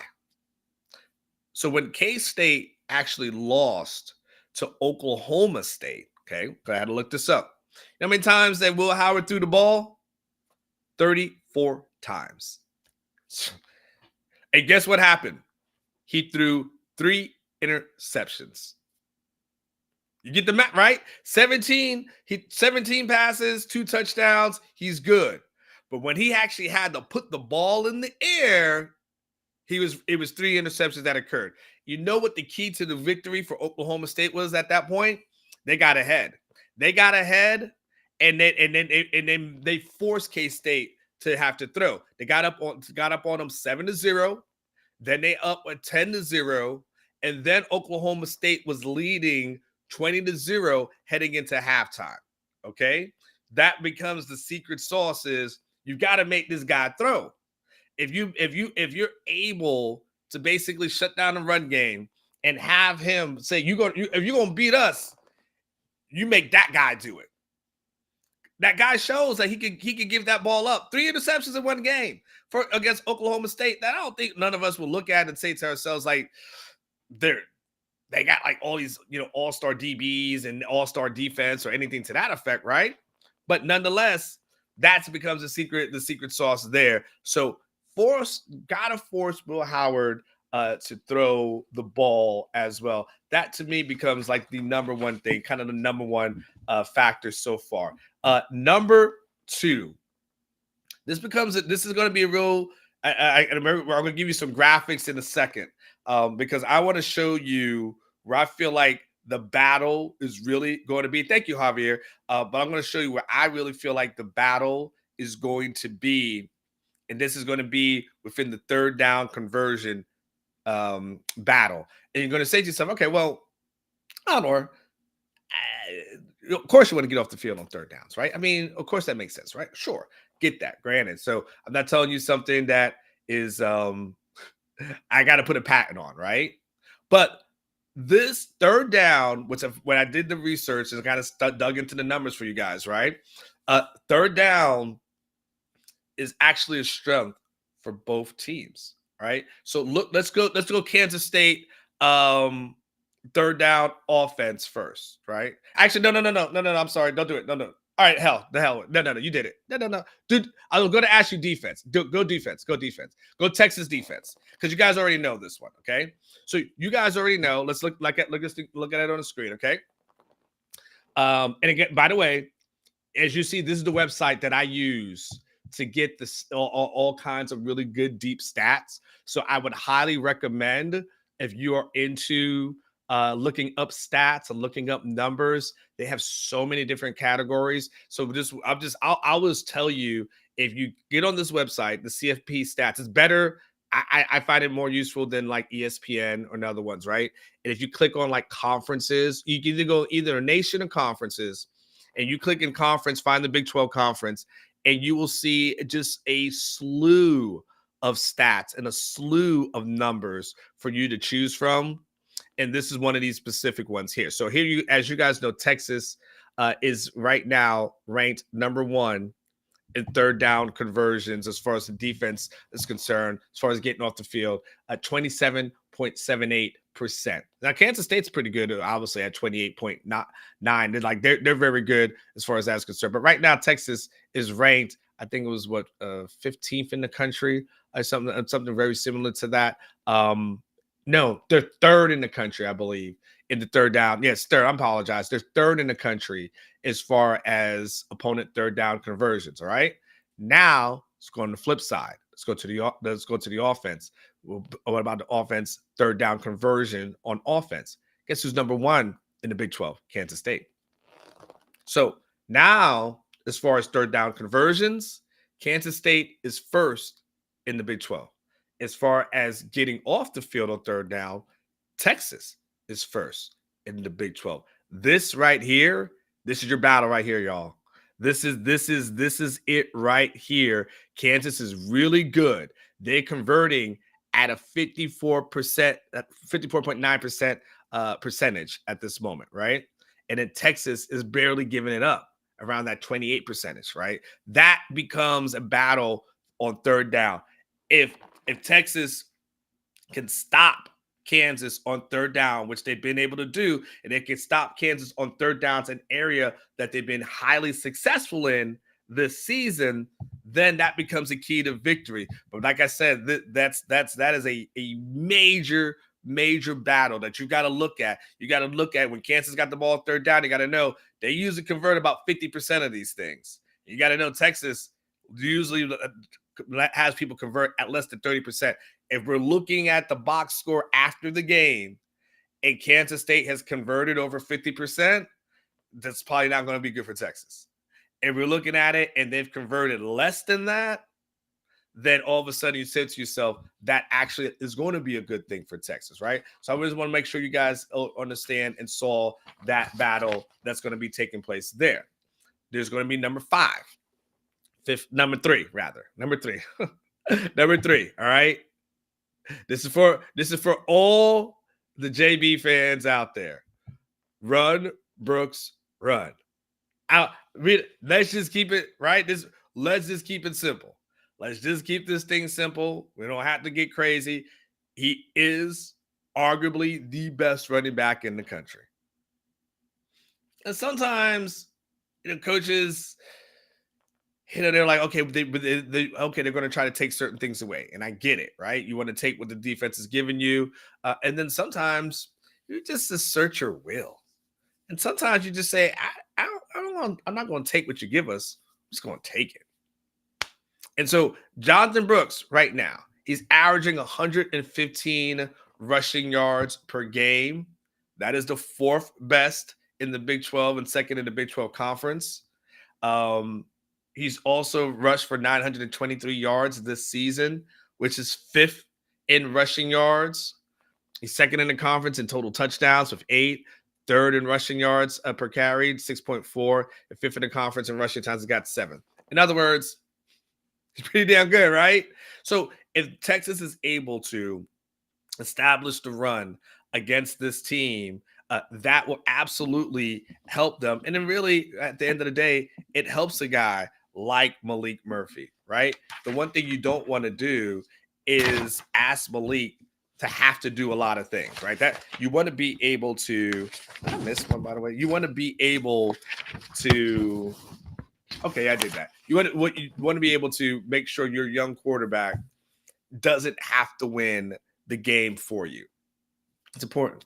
Like you don't want to say at the end of the day, man, Malik, be that guy, be the savior, no. You don't want all that. You just want him to go in, be successful, and manage the game, make some plays, try to limit the turnovers, all that. And if you can use a guy like Jonathan Brooks, that helps. And by the way, yes, last year he figured out the formula for K-State. That's why the 3-3-5 conversation gets a little bit overblown a little bit, because at the end of the day, Steve Sarkeesian has seen Kansas State's 3-3-5. He's beat them both times. Now, and by the way, Texas has a 6-game win streak. Like, I had to point that out to Mitch yesterday when he was on the show. Like, hey, at the end of the day, Texas has won 6 straight. Tom Herman never lost to K-State. So far, Texas hasn't lost with Steve Sarkeesian to K-State. So as much as we were going, it's going to be 3-3-5, now they put a totally different defense out there. Now you may say to yourself, damn, like, what the hell happened? But Texas has had success against them. And Aaron, how much did Texas score last year against K-State during that win? I felt like they were in the 30s on that one. I felt like it was like 38-24 or something to that effect. Do you have that score up there? But I do feel like all said and done, Texas has had success against K-State. Yeah, okay, I was close. 34-27 last season, right? So it's not like they're overwhelmed. It's not like they're throwing something out there like Texas hasn't seen. Not like they're throwing like a 10-1, a 10-1 defense that he's never seen. It's not like something crazy like that. It's just, it's a defense that he's seen and a defense that he's had success against. So, and you could do that by running the ball successfully. And Bijan, thank you, Aaron. Bijan ran for 209 last year. I think the formula is simple, right? We don't have to overthink it. We don't have to overstate it. 209 is what that was. And then it wasn't the year before. Didn't Roshan play? I think that maybe Bijan was hurt, Aaron. I think maybe Roshan may have played, and I feel like Roshan may have rushed for a lot of yards as well. I might be wrong. My numbers might be up, but I feel like there was a game that Roshan had some success against K-State, but I might be wrong on that one. But I know you're looking that up, Aaron. But in addition, let's do number. A 179. 179 was that last year? So Bijan ran for 209 last year, and Roshan had 179. Hello, there you go. There you go. So yes, I mean, hell, for that I could also add in, run CJ Baxter, but run Jonathan Brooks will be the thing for me. Okay, you guys will enjoy this. Number 4. Please, Sark. We beg of you, Mr. Sarkeesian, the leader of the Texas Longhorns, the leader of this football team. Please take the points. Come on, man. Please. Listen, man, we ain't asking for you, man. Hey, man, I got this. Can you do it, man? I feel like, you know what I feel like? I'm like, hey, man. Hey, dog, man. Hey, listen, man. Hey, Sark, man. Can you help a brother out, man? Man, can you give me a field goal? Would you just mind, please? Just give me a little field goal, please, man. I just want a field goal, man. Can you help me out? Like, can you give me a little? That's like I'm begging, like I'm fiending over here. What, Bert Auburn? What did you do? What did you do to my man? Why? He's like, man, I ain't taking these. I know you like your package. I know you think it's really cool. I know you like it. I know it's real. I know. Please take the points though. Please, pretty please. Just okay. It's 4. If it didn't work on first down, it didn't work on second down, it didn't work on third down.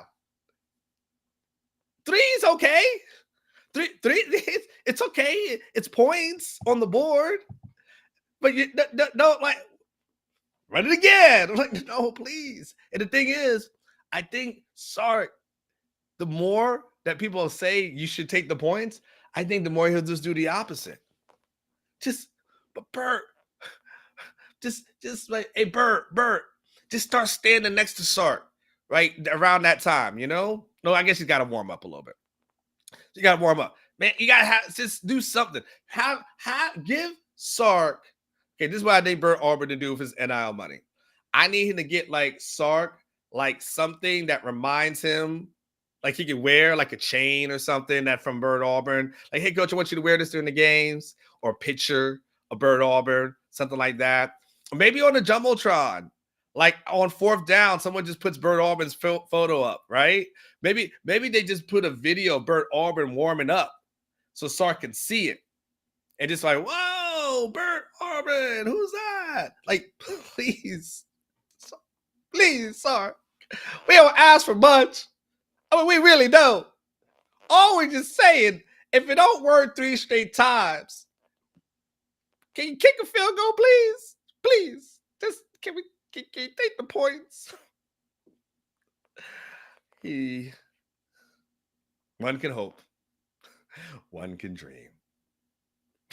Poor Bert Auburn. What did you do?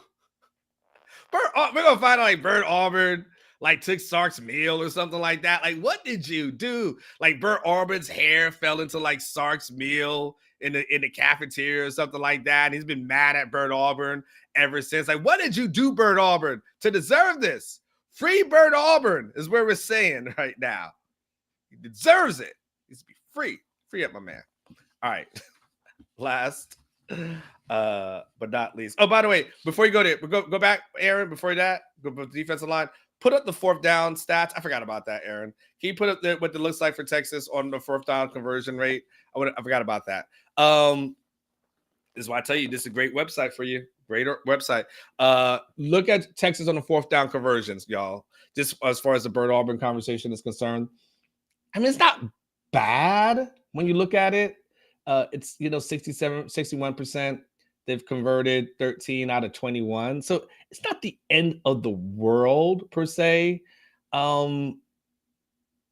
But from a percentage standpoint, you're a little above 50%. Like you're only 10 points above 50% at this moment.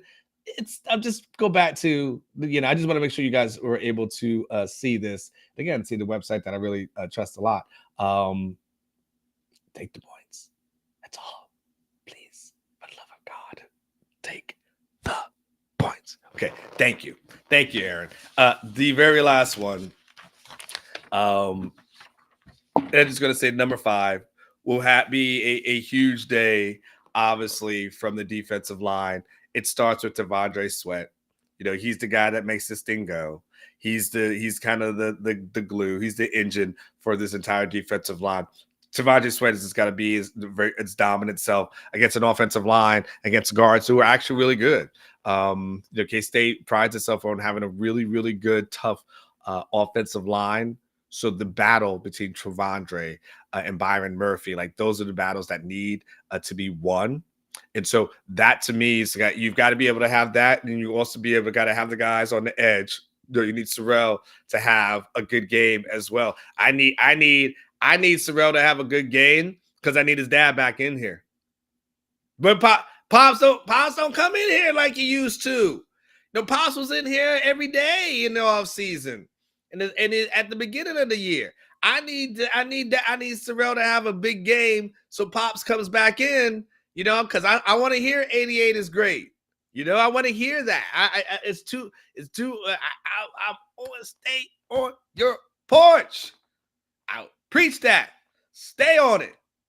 Stay on it. Where you at, Papa Sorrell? Now you working? No, I need Sorrell to have a good game. So then Dad comes back in here on Monday. I need some 88 is great in my life. I need him to tell me he's gonna get 10 sacks. I need double digit sacks. I need 88 is great. I need all that. That's right. I just need you to come on back. So a huge game from the defensive line that if they could pressure a guy like Howard into making those turnovers, the turnovers that we know on his resume. We know what Oklahoma State was able to do. If you can do that, then Texas has a chance, and that will be the 5 keys to victory for this team. All right, let's do this. It's time for buy or sell. I need some buy or sell questions.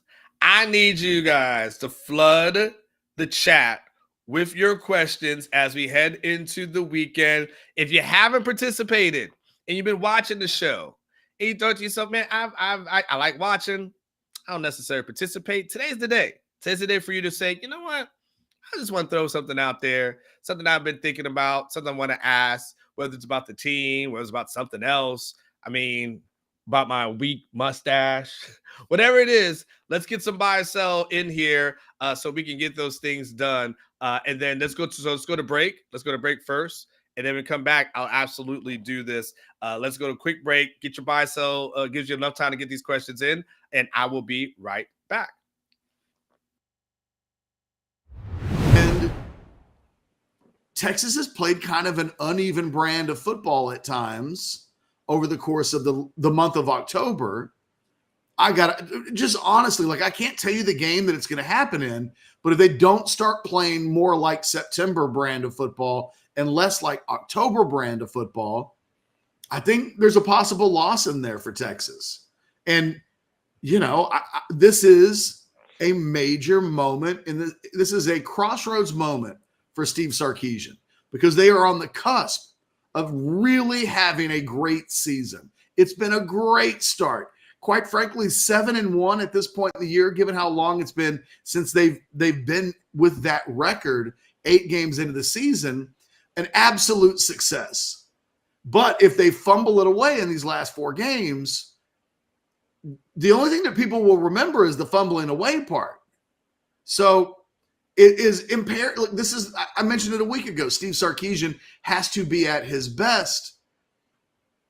It is one of the wild cards going into Saturdays. What do you get from this offense? What happens when Sarkeesian gets off the script? They're going to probably be really good in the first quarter. And I think one of the keys to this game is getting ahead early on Kansas State and making them play outside of their comfort zone. If Texas can go up 14-0, 14-3, 21-3, like they have each of the last 2 weeks. I think that's exactly what the doctor ordered. But Texas got to play better in the middle of these football games. 2 weeks in a row, they've essentially gone 40 minutes of game time with not good offense. They didn't score at all for 37 minutes of game time against Houston 2 weeks ago. And yesterday or Saturday, 40 minutes, I think it was like 40 minutes and 3 seconds or something like that. Slightly more than 40 minutes where Texas had one offensive possession that ended with a touchdown against a bad defense. You know, they have to play better against Kansas State or they can lose that game. All right, welcome back, everybody. Yeah, feel free, Aaron. Go ahead and do that one as well. I'll follow your lead as relates to this entire situation. But let's go ahead and get those. Let's go get those buy or sell. Let's get our conversation, our dialogue, our fun football Friday that we've been doing today. 100% appreciate you, Texas man. Now let's go ahead and do it, Texas man. Buy or sell. Jalen Ford has 10 tackles and 1 interception. Hold on, what? Let me Texas man. Let me look up something. First of all, I'm definitely probably going to buy. I just want to look up his numbers. This tackles. Okay, so he's had 4. Looks like 4 against Rice, 3 Bama. That 4-3. I forget how. Oh, it's unassisted and assisted. Okay, here we go. So 5, 5, 7, 8. 7, 8, 6, and then 11 versus BYU. So for the most part, he's been around the 8-ish. Let's see. Hold on, I can tell you. Let's look at what his average is here.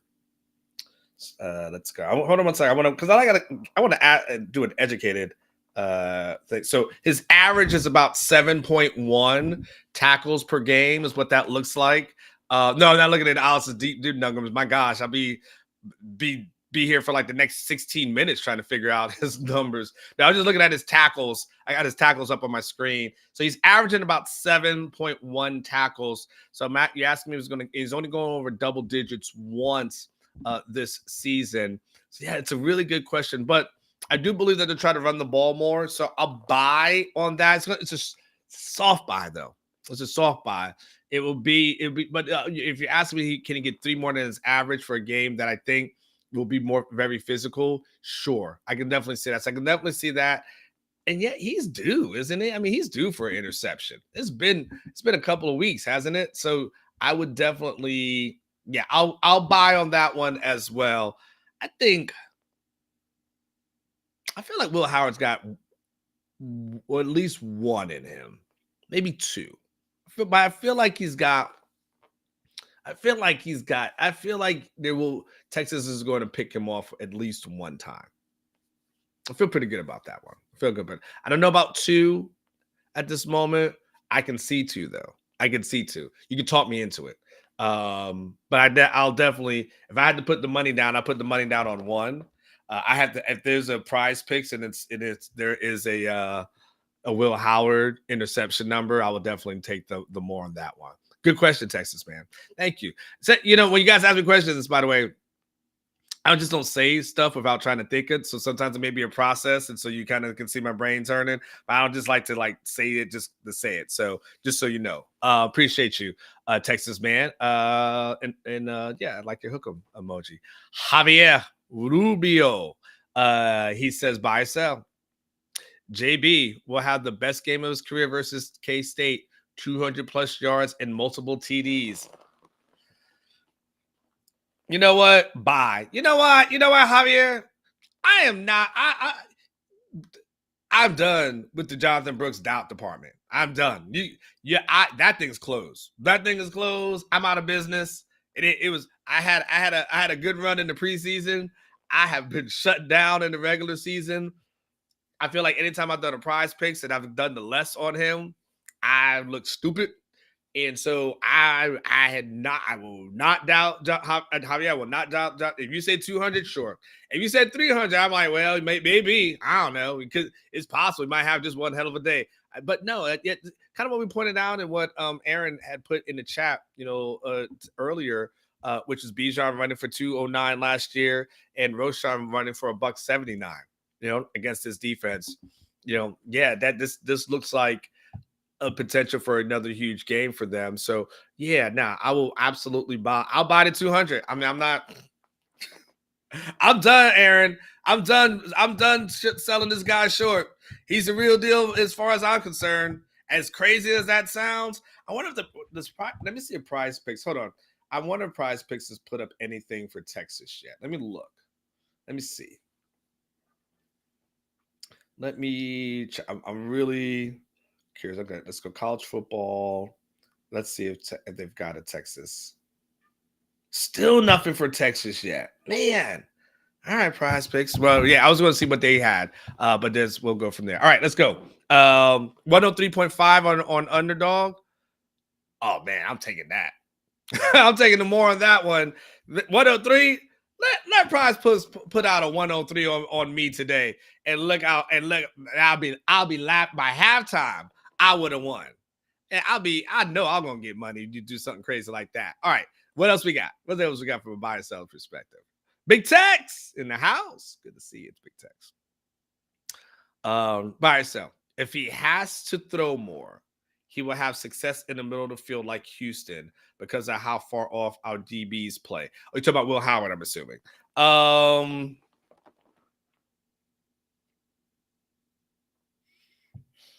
a really good question. I mean, the middle of the field will be open for sure. I'll buy. I still think he'll make some mistakes though. I think and that will be what ends up being kind of the difference in the game. But yeah, I mean, I can definitely see them having some success. I mean, we know the routes that work against this defense, right? There's nothing that we don't know that you haven't seen over the last 8 weeks. We know what works. We know the crossing things that work, picking off guys. Like we know that works against this defense. We know that's kind of a little bit of kryptonite. So that's how it's going to work. I think the key for me, Big Tex, is I think at the end of the day, this defense will get more stops against Kansas State than Kansas State will be able to get the stop as far as Texas is concerned. That's kind of like where, for me, as I sit here today, that's where my thought process is. Now, clearly, if I end up wrong, I mean, we'll talk about it after the game. We'll talk about it on Monday. But as of Friday going into it, yeah, he'll have success. He'll have success, but I don't think that necessarily means that K-State's going to win. Just don't have some success. What else we got from a buy or sell perspective? Cotton says buy or sell. The biggest X factor in the game will be the clock, either for/against us winning. Oh yeah, I'll buy on that one, Cotton. And here's the reason why.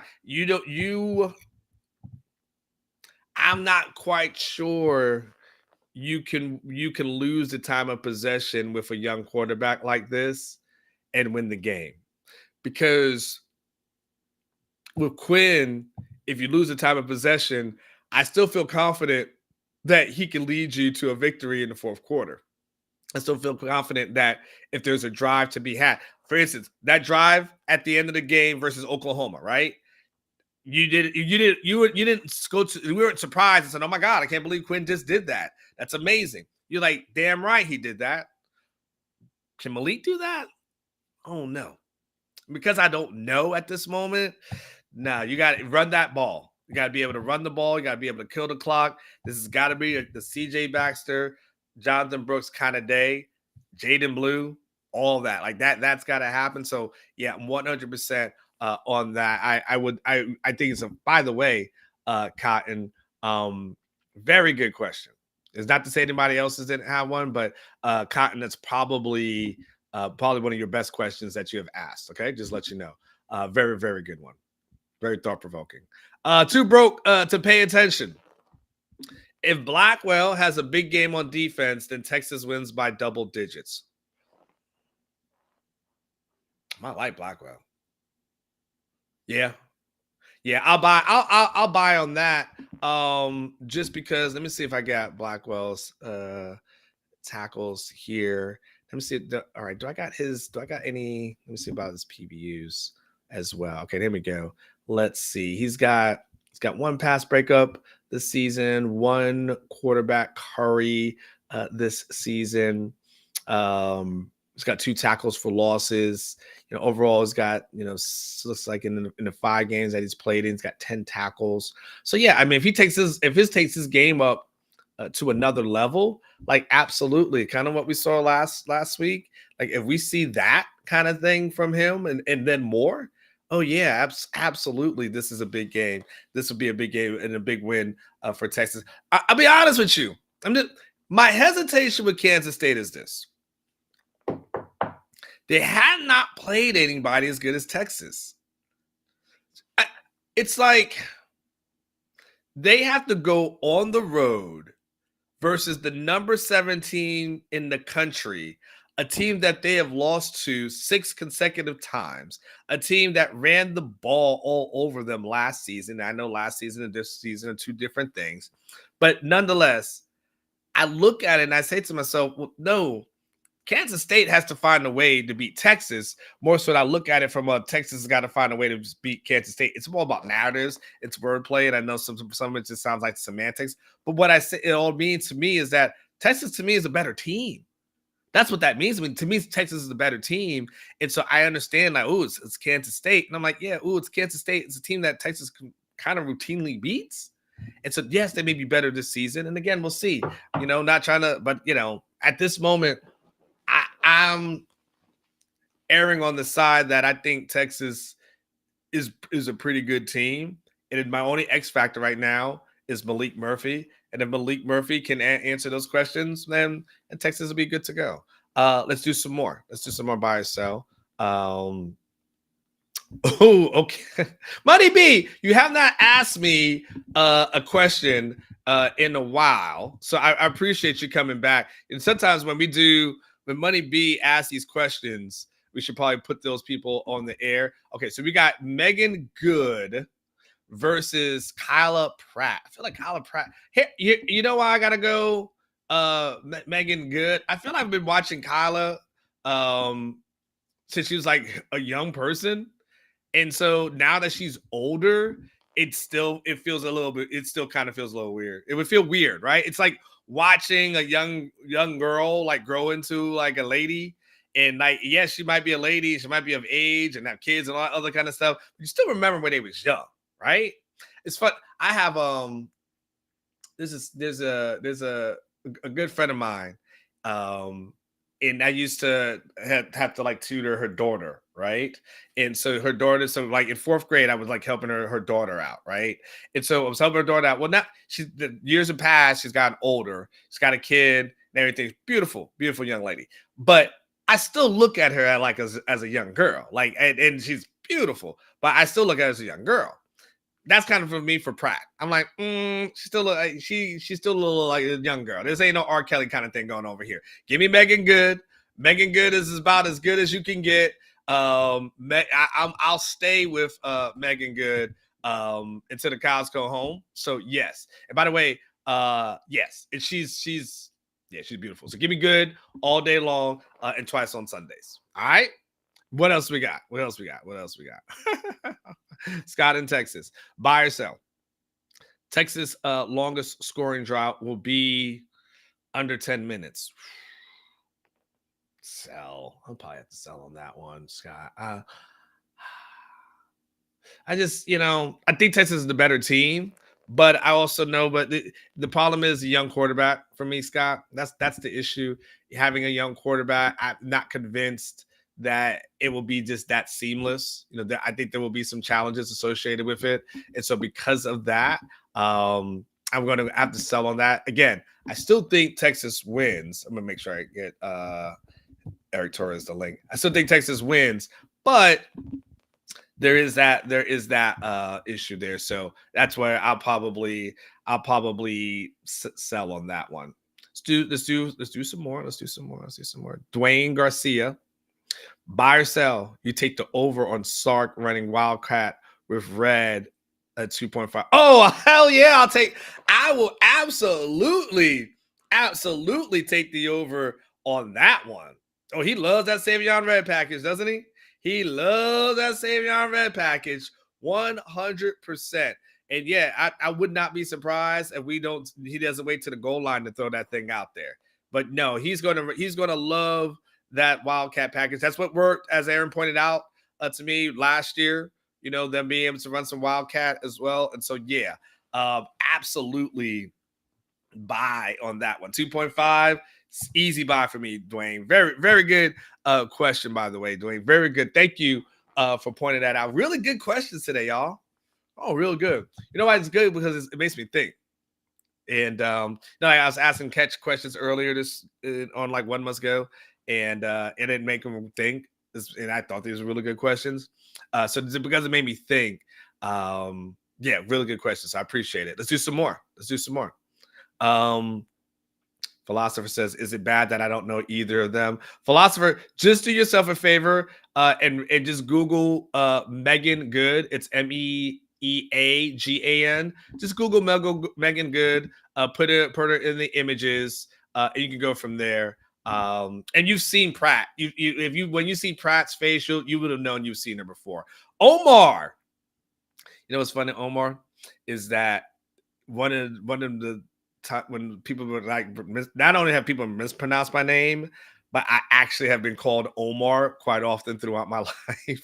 I'm like, man, like 99, not even try it. Like, you're not even a ballpark when you call me Omar. But good to see you, Omar, as well. Omar coming. I bet you remember that. Omar coming. Boy, that was a hell of a show. That was a hell of a show. I missed that one. All right, Omar, your son will become a fan of escargot after spending time in Paris. Bye. Yeah, why not? I hope his mom will probably have him try something like that. As long as she doesn't tell him what it is, he'll try it. He's been looking forward to actually trying like croissants and stuff. And his mom told him, was like, well, you had a croissant. It's like, well, I've never had a croissant in Paris. It's like, oh, that he a smart ass just like his dad, ain't he? just like I'm like, oh, you thought you could get rid of a Richardson. You can't get rid of him. That's my seed. We may not be together, but that's my seed. He got my mouth too. Anyway, he'll probably try it. Hopefully he doesn't try too many crazy things out there. I wanted to make sure that he's get well rested and getting ready for his stuff. I have to show you guys what his schedule looks like. That's out there. It actually starts on Sunday. I'll find it here. I'll send it to Aaron, and maybe he can like put it up on the screen for you guys. But it's kind of cool. I'll share it with you at some point. But yeah, maybe it's not that bad. Have you ever had it, Omar? I mean, it's not that bad. It's not the worst thing in the world. It's just probably not the thing that you automatically order. But yeah, it's Paris. Go ahead and do it. You might as well have a good time. Let me see if I can find. Oh, here it is. I'm gonna show you. Guys, I'll show it to you guys what's going on. So you guys are family. I'll send it to Aaron. Hold on 1 second. Multitask. All right.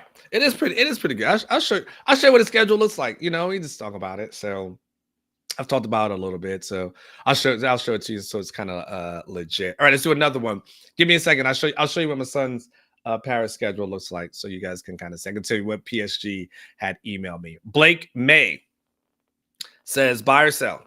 Our defense gets a turnover on its first set of downs, and it's all boy, talk about rookie mistake here. It's not me. It's one of my friends. I put him on a bypass. That's what that is. Okay, I didn't put do not disturb on. Do not disturb. I love my friends. I love my friends who call me during the show. How close are we really? How close are we really?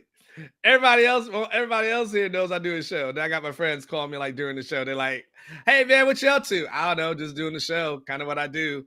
And they're like, "Man, I didn't know you was doing." I thought you. Yeah, I do it for 8 to 11 every day. It's kind of what I do every morning. I don't know what you're trying. Aaron, do you have that thing by now? 1 second. Okay, you still working. All right, let's do that. Buy or sell. Our defense gets a turnover on the first set of downs, and all cylinders click all day.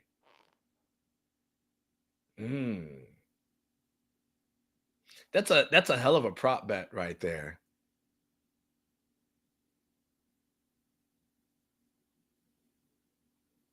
You know, Blake, if you end up being right about this, I mean, I'm going to be thinking about this. I'm going to sell on that just because I'm not quite sure that that will happen like that easily. But boy, Blake, if you are correct about this, man, I'll tell you what, Blake, if you are correct about this, then we'll say lunch or drinks. You get to choose. I get lunch within like reason. Like look. We, you know, I ain't gonna $30 limit. All right, $30 limit. That gives you some food and like 2 drinks. All right, so maybe 40. Like so, lunch or drinks. If that happens, lunch or you either get your choice of lunch. I'll treat you to a lunch, or we'll go hang out. We'll have some drinks. One of those two happen, Blake. If they get a defense on the first turnover, set of downs, then yes, absolutely, lunch or drinks on me. All right, so I'm gonna sell. But if you win and you're right, I got you. Okay, check this out. I was telling you guys about my kid, right? So if you guys are curious, this is his schedule. He's there right now, and so again, he went to a PSG like camp in San Antonio, and then he got this back in the summer or something like that, and afterwards he got selected to go to this clinic here in Paris for the week. So this is what it looks like. He's already there now, just because since he's flying from the US, I just wanted to make sure that he got there, you know, earlier, kind of got adjusted to the time change. I mean, he's 10 years old, which is crazy to me that he got invited to do this thing. And they have stuff that's here, but you can see that they do like, you know, the training sessions pretty much in the morning. And then they do lunch in the afternoon. It looks like on Wednesday, there's might be 2 training sessions for them as well. Like Thursday, then you get the VIP tour throughout the stadium. Looks like that thing is on Thursday. 2 training sessions on Friday. Then there's Saturday. That's the only time that the parents really gets a chance to watch anything. So parents are not allowed to watch any of these sessions. Okay. And then on Saturday, they'll have like the parents that come in, and then on Sunday is where they leave. But yeah, that's again, I don't, y'all. I want to keep it honest with you. Right, wrong, and different. I don't really know what the hell's going on. I don't know what this means. I don't know why he got an invite. I mean, I guess it's because he's good. I checked around. I was like, is this a hustle? Like, is everybody getting invited to this thing? Like, I did so many hours and hours of research. And at the end of the day, I was like, cool. So I was like, man, go out there. It's a once in a lifetime experience, potentially. You know, actually, it's supposed to go back in April. So once, you know, whatever it is, you're 10 years old, you're in Paris, man. Like, you're living your best life, man. So you're getting to do stuff that I never got a chance to do. You know, I was an adult before I had my passport stamp, you know? So I'm like, you 10, you got your passport stamp? Bro, you killing the game. So go out there, have a great time.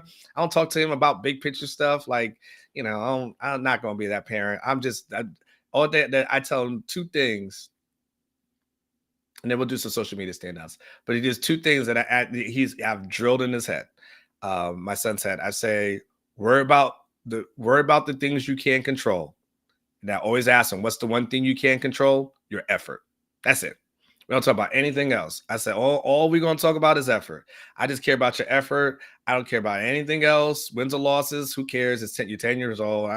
You're not, whatever little trophy you get at 10, cool. I mean, hopefully it means you're not going to mean that much at 45. But all the thing you control is your effort. So we don't talk about anything else. We don't talk about big picture, what could or could not be. Go out there, kick ass, have a great time, enjoy Paris, come back home, bring daddy a souvenir. So anyway, there's that. Let's do some social media standouts, Aaron. Let's do some social media standouts.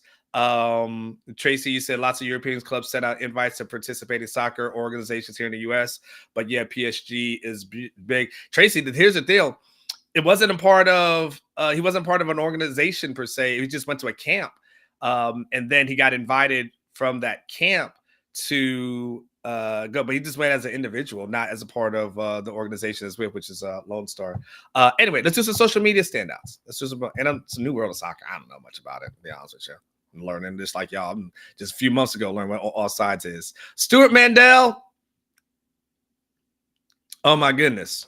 Stuart Mandel. Yeah, it's Scott. He's 10 years old. He is 10 years old. No, he's 10 with the invite, which makes it kind of crazy. Say screw you and the baby mama. Yeah, it's true. What is it? So in test SI has obtained, a Stallions bragged that he was flying in from games pre-COVID. And we know he was there again starting in 21. So the one season he apparently wasn't helping was 2020. And it happens to be the one where Michigan imploded. In other words, what they're saying is coincidence? We think not. Michigan, y'all not looking so good right now. This is not looking good for you guys at this moment. But this whole stealing thing, I think what makes it interesting, Aaron, is the lengths that they went through to do it. Of course, some of the stupidity that's involved with it, but just the lengths to go through of it. And now it's like it seems to be like they got caught. And so this whole thing is just becoming a fascinating story for something that's probably not going to be a major penalty, but nonetheless, it's a thing that I can't stop watching or doing at this moment. So anyway, there was that. Let's do another social media standout as well. Speaking of y'all talking about Megan Good, talk about Laura London. Now, Money B, now Cotton. Oh, now how you feel about Laura London is the better question. But Laura London will be paid about $5.6 million and receive 50% of the Marathon Clothing Company from Nipsey Hussle's estate on behalf of their son that they've had together, Cross, which, I mean, sounds great on paper. She doesn't have her man. I'm sure she would trade all of that to have him back, but that was an interesting development that came out. I saw that was kind of trending yesterday. And so I know I got that here for a lot of you, for the you young guys in here who I know got your little crush on Laura London, feeling like you're gonna shoot your shot, get it, slide into her DMs, like all that kind of stuff. Just you're gonna have to get your weight up. You're gonna have to get your weight up, buddy. You're gonna have to get your weight up. You're gonna shoot your shot at Laura. But yeah, $5.6 million as far as that is settlement. But again, rest in peace to Nipsey. What else we got going on, Aaron? What else we have? Okay, so listen, guys. We're gonna be long gone. We're gonna be long gone by the time this happens.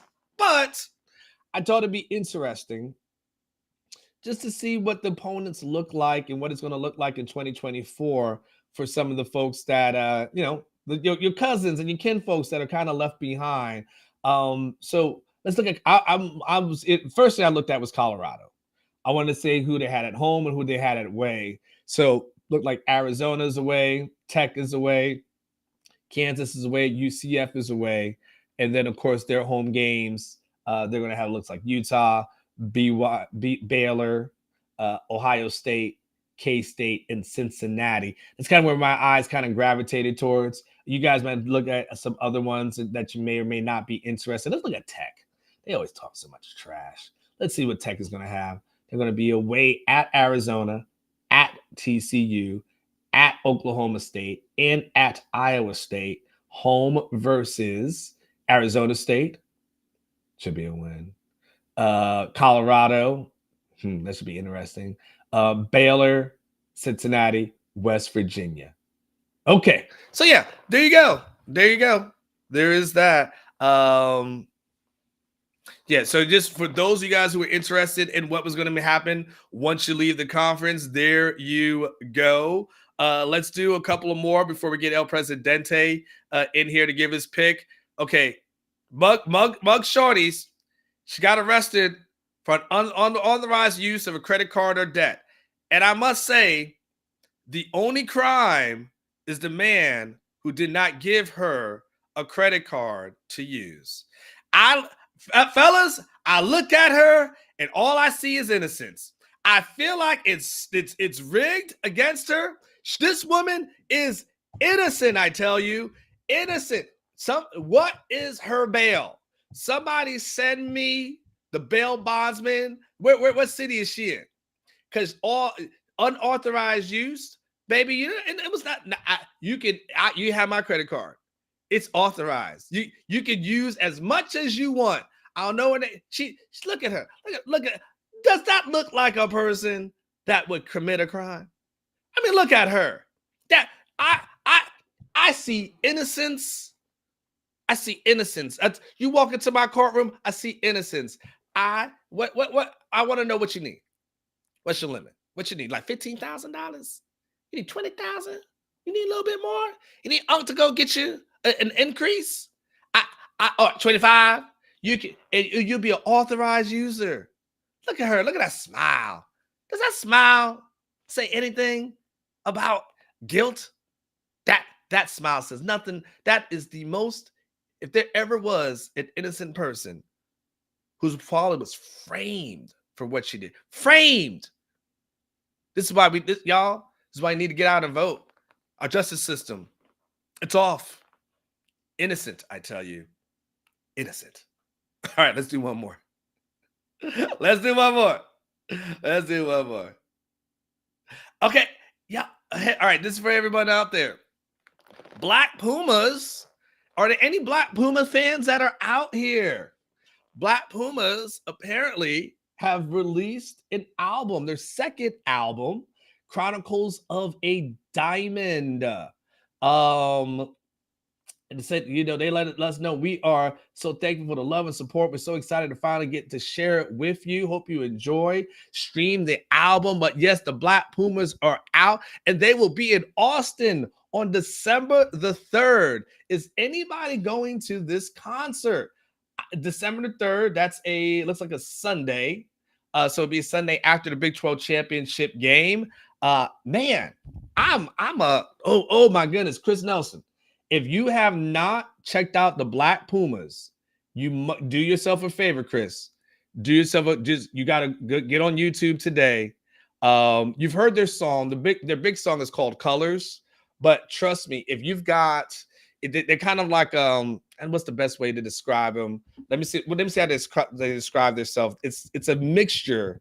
I wish how they describe themselves. How they describe their music. It's kind of they call it like a psychedelic soul. Is what it's kind of called. So it's got some soul, it's got some rhythm, but it's also got a little bit of rock. Think like almost like Lenny Kravitz, kind of along those lines.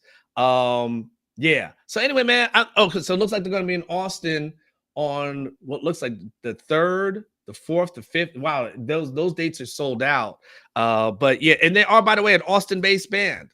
Just so if you did not know, but they are an Austin-based band. I like them. I think I want to go. So anybody want to go to Black Pumas, just let me know. Because I'm definitely going to probably buy myself a ticket to that one. Black Pumas also in Philadelphia, New York, and Nashville. No, it wasn't one of my songs. It wasn't them. Someone similar to that. But anyway, if you guys haven't checked out Black Pumas, check them out. I think you might like a good change of pace for that as well. All right, let's do this. Let's get ready. I think I'll go straight into it. No need for a break. Let's get ready. It is time. One of my favorite times of the week. It is time for El Presidente's Picks. El Presidente, aka Eric Torres.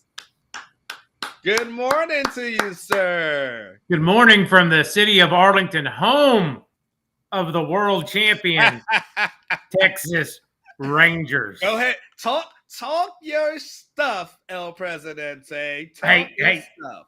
Aaron, if you need me to send you a Southwest flight, I think I could get you here quick enough for the 12:50 parade that we're about to have here in Arlington, Texas. I mean, I don't mind helping you out so you and I can have a little popcorn. we can talk about that ass whipping that happened in the World Series. Aaron is not acknowledging you at this moment. And so Aaron is already letting you know he put your record up. He put your record up. That's his response to you. Yeah, that's my response. That's his response to you in your celebration. With that. By the way, Kai, you said those guys are business partner with your best friend. Black Pumas are awesome. Scott in Texas, check them out. You would actually love them. One of my favorite groups out there. I want to go to the concert. You guys got any hookups? Please let me know. Anwar and orangebloods.com. Would love to go see the Black Pumas, and I'll tweet about it all throughout the show if they want me to. I got over 30,000 followers. Just gonna put that out there. Black Pumas, badass. Okay, El Presidente. Yes. It's time for you to deliver your picks this week. Let's go to number one, Aaron. The first game that's on El Presidente's list. We've got Nebraska at a -3 versus a Michigan State. 34.5. Michigan State has been interesting. Nebraska, very close game. What do you think, El Presidente? Well, you know what? Nebraska, I cannot believe I'm about to say this. Nebraska has been playing some good football. And we all know what's going on at Michigan State. How do you lose a $90 million job? The program is in shambles right now.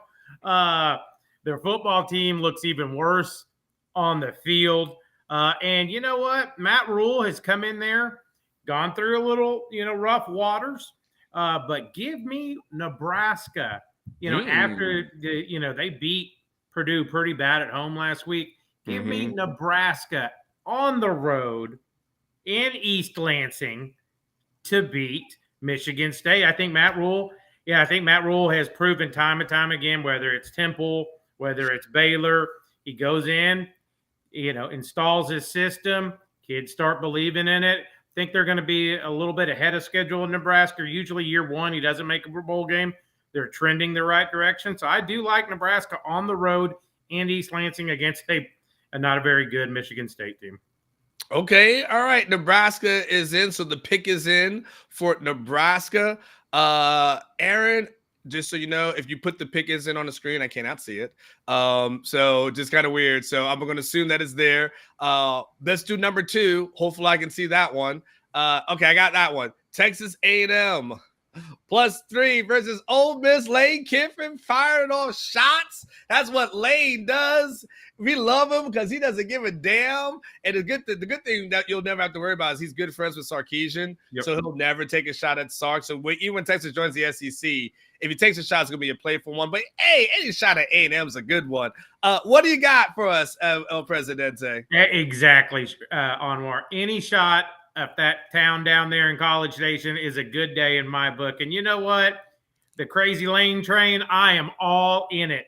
You know what? I like a good dumpster fire. And the A&M Aggies think that they are the gift to college football, and they're not. And I love going on Billy's site and just reading the meltdown after a football game. I mean, there is nothing better than to give yourself 10 minutes to go to his website and watch them even after a win, how bad they are. So give me Ole Miss at home in the Grove, -3. I think it's going to be ugly, and I think the heat in the kitchen's going to get hot for Jimbo Fisher about buying that buyout and moving on from that experiment.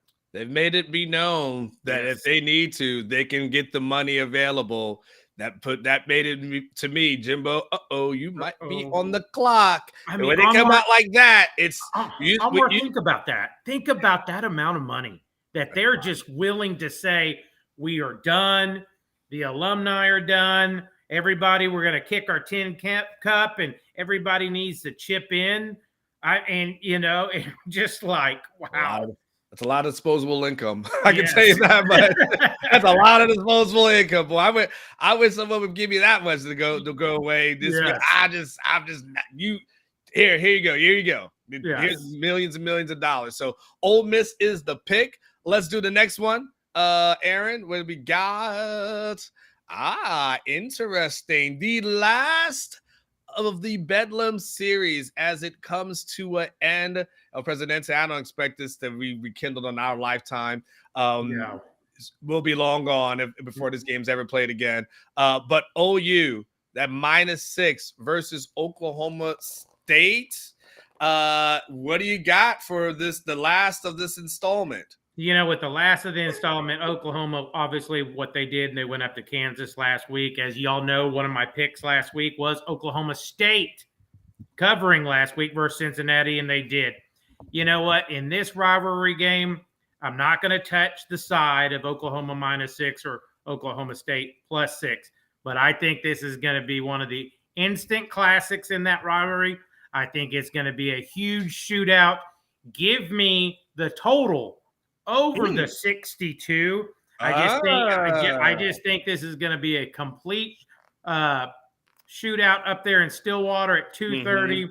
I can't trust Mike Gundy's record in this game either because he's 3-17 versus the Sooners in his lifetime as the head coach of Oklahoma State. So give me the over. Give me a fireworks game. I just think there's going to be a lot of scoring. I think OU's in a tough spot right now defensively, and I think Oklahoma State's playing well, but they do give up points themselves. So give me the over in that game. I love that. I don't look at either of these teams as defensive juggernauts at all. So I actually love that pick. I love it. Love the last two, but quite honestly, but that one right there makes all the sense in the absolute world. All right, let's do our fourth one, right? El Presidente. We got LSU at a +3 versus Bama, over under of 61.5. Woo! I'm curious as to what that's a tough one too. What are you thinking on this one? Get Nick Saban once, fool him. Get Nick Saban twice, that don't happen. And he is in Alabama is the prime time game this week at 6:15 on ESPN this weekend. Give me the Tide at home in a revenge game. I don't think Nick likes it when the game is over and he can't go shake the other coach's hand. And, LSU stormed the field, went for 2 and won it. So, yes, give me Nick Saban and the Alabama Crimson Tide in a revenge game at home under the lights to beat the tar out of LSU. Woo! Okay, you say Saint Nick is back, is what you're saying. Ever since they lost to Texas, and I think you were right a couple of weeks ago when they suspended. No one knows. He kept it in house, and they went to your alma mater and didn't play well. I think there was a suspension there because it doesn't make sense. He didn't play at all that game. Correct. And I don't know if he questioned some coaching calls or he got in a coach's face or he got on the headset.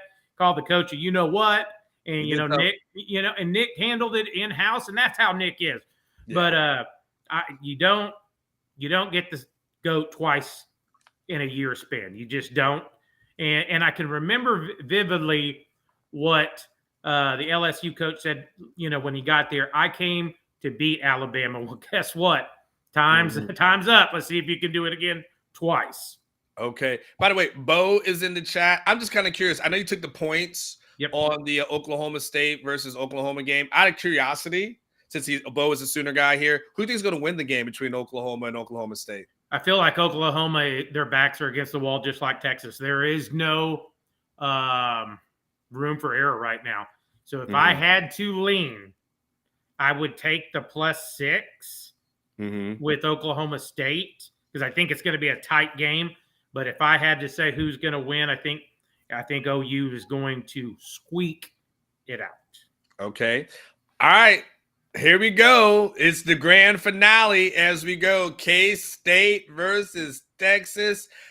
Kansas State at that +4. Take the over-under of 49. This is where we get to see if you can separate your heart from your wallet. What do you got for me, El Presidente? October is for pretenders. November is for contenders. So we have all been waiting for this around here for a while, Anwar. Do you agree with that? Absolutely. We have been waiting for that around here. So I hate that Quinn's not back. I did read your reports this week. I've kind of dug into it all this week that the atmosphere was like an Alabama atmosphere at practice this week. But I'm not going to lie to you. When I texted you during the game last week, I wasn't impressed with Malik. Now, he was his first start, but man, that first interception was bad. I mean, bad. And you were right when you text me back. Hey, I asked you point blank, how do you look in warm up? I go, hey, and you told me he looks fine until the bullets start flying. And you were exactly correct. When the bullets started flying, he was a little behind, in my opinion. Yes, they won. I think we were all expecting a better performance. Even though they did win big too, but I was expecting more of a complete dominant performance. That being said, this is on the offensive line this week. You want to make this kid feel not a lot of pressure, establish the run, because Kansas State's going to load the box and say, Jeff, Murphy, you're going to have to throw the ball to beat us this game. And in my opinion, that's going to be the game plan. If I'm the Kansas State head coach, make him beat you with his arm, because he really didn't show that much of it last week. Yeah. So for me right now, I go back to that saying that November is for contenders. I'm going to take Kansas State plus the points. I still think Texas wins, but this thing comes down. It's going to be very, very close game. It is going to be a very, very close game. Prove me wrong, Texas offensive line, because I would love for you to run for 300 yards on the ground and make this easy for us. But I do like Texas to win, but I like the +4 here. I think this is going to go back and forth down to the end. All right. If you had to give me a score prediction, though, all right, and this is just for fun, right? So this is not anything we're holding you to as far as that is. If you have to give me a score prediction, what would you do? 27-24. 27-24 is your thought process. 27-24. 27-24. Like I said, it's going to be Kansas State's playing well right now. Ever since they lost at Oklahoma State on that Friday night about a month ago, they have been playing well. Now, the quality opponent hasn't been great, but they have been playing well. And like I said, we get everybody's best shot. We are absolutely going to get their best shot at 11 a.m. in DKR Memorial. All right, man. Well, El Presidente, what do you got planned for the weekend? Well, I'm going to go hit the parade here with 500,000 of my friends here in a minute and drag my daughter out of bed and make her go with me. And since school was canceled here, and she's like, I don't want to go. I go, they didn't cancel school for no reason. You're going. So, but that's what we got this weekend. Anwar, I caught it at the very end. Did they invite your son to Paris? Are we all going to Paris? My son's in Paris right now. He's in Paris right now. Yes. At a soccer camp. Well, it's a little bit more involved than that, but PSG, I don't know if you the organization that's based out of Paris, they had a camp in San Antonio over the summer. Sent him there. Spent a week out there, and I didn't think anything of it. I thought it was like like they have, I don't know if people have kids, they'll have like a San Antonio Spurs camp, right? Gotcha. And then you figured you work out with somebody, you get a t-shirt, and then that was the end of it. And that's kind of what I thought would just be it. I'm like, go out there, have a good time. And then a few days later, after the camp ended, he received an invite to go and train in Paris for a clinic that they would have for a week. So what an awesome, what a great dad. And let me tell you this, just like you, I didn't have my passport until I'm in my 30s as well. Our kids know no struggle at all. No. These turds, my girls and my boy, they have no struggle whatsoever. I drove a clunker. I was living on $60 a week with my, on-campus job at college. They don't get it that what struggles we have. But that being said, we're in a position in our life now where they don't have to have struggles, and that is a cool thing. So can I tell you guys, I'm going to tell you a cool story, never been told before.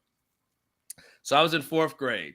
This is a good story. I was in 4th grade, and you have like these fundraisers, right? Mhm. It's like, and I was going to I was going to a private school at that time, and then 5th grade I went into public school. So before 4th grade, I got too much trouble in the private school. But I was a really smart kid. So they had this fundraiser where you're supposed to sell the chocolates, right? And if you sell the chocolates, whoever could sell the most would end up being getting like a free tuition for a year, right? And so I sold like a couple, right? And so I never did. I was a kid. I didn't care, right? I'm not walking around door to door like this. So it was. I ended up winning the competition, and I never understood why. And then as an adult, I later found out what the hell happened. My aunt was a stripper, and she was taking the candy to the strip club and making the guys buy the candy for her. So my aunt is out there hustling. She's like, you want to dance? Well, you got to buy my nephew's candy, right? Mhm. And my aunt is the reason why that I was able to. I don't know how many boxes she sold, but those guys in there, they're like, give me 4, give me 6, whatever. Like, they just took it all. And because of yes, Auntie shook her ass, and Anwar was able to get his 4th grade education for free. Cotton saying, making it rain with the candy. Candy rain, baby. Candy rain. So anyway, yeah, that's the only time I didn't have to struggle. But yeah, man, it's like you always wanted to, the goal in life is for your kids to have more than what you have. Correct. And so that's the ultimate in parenting. And so my kids don't struggle, and they don't really know what struggle is per se. But they're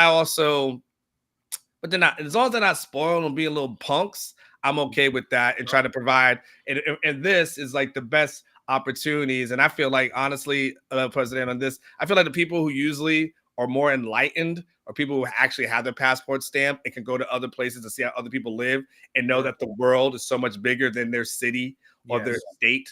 And I think those are the people who are less judgmental. It's the people who aren't as well cultured, who just believe it's like, if you great, you want to say America is the best country in the world.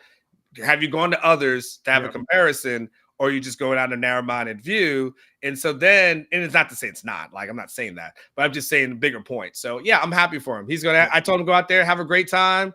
Awesome. I said, go out there, kick ass, you put the best effort forward that you can, try great foods, and enjoy yourself. That's it. Kudos to you, my man. Thanks, brother. Great dad. Great on the field, off the field.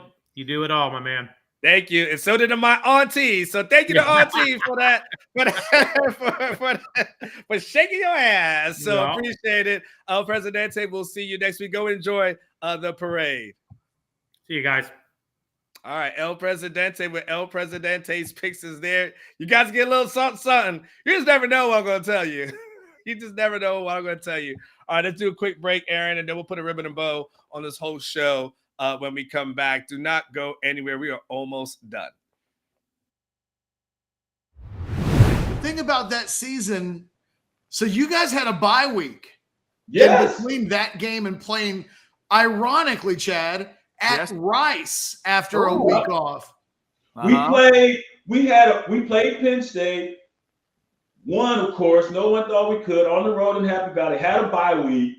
Everybody thought we were all a patch on the back and you're great and this and that. And then we play Colorado and that occurs. And then we have a bye week after that too. Yep. Y'all went bye week to start the season.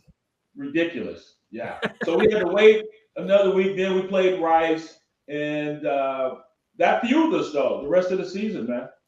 So how did y'all do it? That's the question I wanted to ask. Was you said you guys had the hangover after that Colorado game, but then y'all come back and basically didn't lose the rest of the season until you get to the bowl game. Right? So what happens after a disappointing loss that lets you know you're back and not still hungover? When does the hangover end? When did it end? Speaking personally, that's when you have to do the self-reflection. each guy has to go in and do that deliberation. Did I do my best, or where do I need to get better? And to have 2 weeks to think about that. After 2 weeks of being told you're the greatest and Texas is back and yada, yada, yada, after winning at Happy Valley, they're ranked, you're not. And then it reverses. You did a complete 180. Now you're sulking for 2 weeks and you're chomping at the bit to get back out there, but you have to wait. All right. So, yeah, I just want to bring it back here. Come on back in. Yes. My Auntie Richardson, she was definitely the true MVP for me. And again, I'm a kid, right? I don't know these things. I'm a kid. I'm a fourth grade. I have no clue what's going on. I just know for whatever reason, I got called in, and they let us know that the tuition is gonna be free for the year. I had no clue how I won. I had no clue how that happened. As an adult, I didn't know Auntie was tripping. And Auntie literally was hustling. She was hustling. My family crazy, man. My aunt, I know a lot. Y'all, you guys see me, and it's kind of funny. You have a preconceived notion of like what a person is. My aunt was a stripper. My uncle was a drug dealer. He got shot dead when I was a young person. I got another aunt that was not the one who was a stripper. I got another aunt who's been shot, stabbed, run over by a car. I can tell you some stories, dog. I can tell you some. Do not. Trust me, what you see here and what I grew up around is crazy, but it's all good, and God is good as well. I appreciate everybody, man. I appreciate all the chat that's in here. I mean, if you hung around to the end, boy, you got a lot more about Anwar than you ever expected. Like, I just thought he was a nice little suburban guy. You're like, nope. But anyway, I appreciate Jeff Ketchum coming in here earlier and breaking down a lot of things here. Jeff is on the road right now. He's going to be at the Texas Card House today. Oh yeah, Aaron, do you got the graphic about the happy hour that's going to be going on?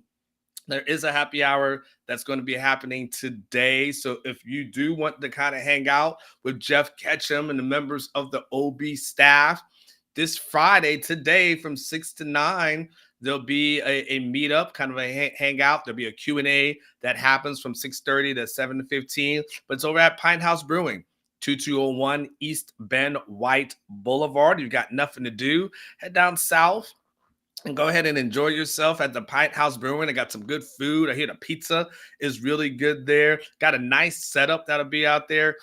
Aaron, you're going to be out there? Will you have a chance? So Aaron may not have a chance to be out there. I've got some things, but I know Ketch is going to be there. A lot of the OB staff is going to be there as well. So yeah, if you got nothing that's going on, you want to hang around a bunch of your brethren, a bunch of guys who love your Longhorns the same way that you love the Longhorns. Go ahead and go out. Pine House Brewing, 2201 East Bend Boulevard. Get out there about 6 o'clock. Have a good time. Bring a date out there too. I've seen last time I went there, a couple guys brought their dates out there.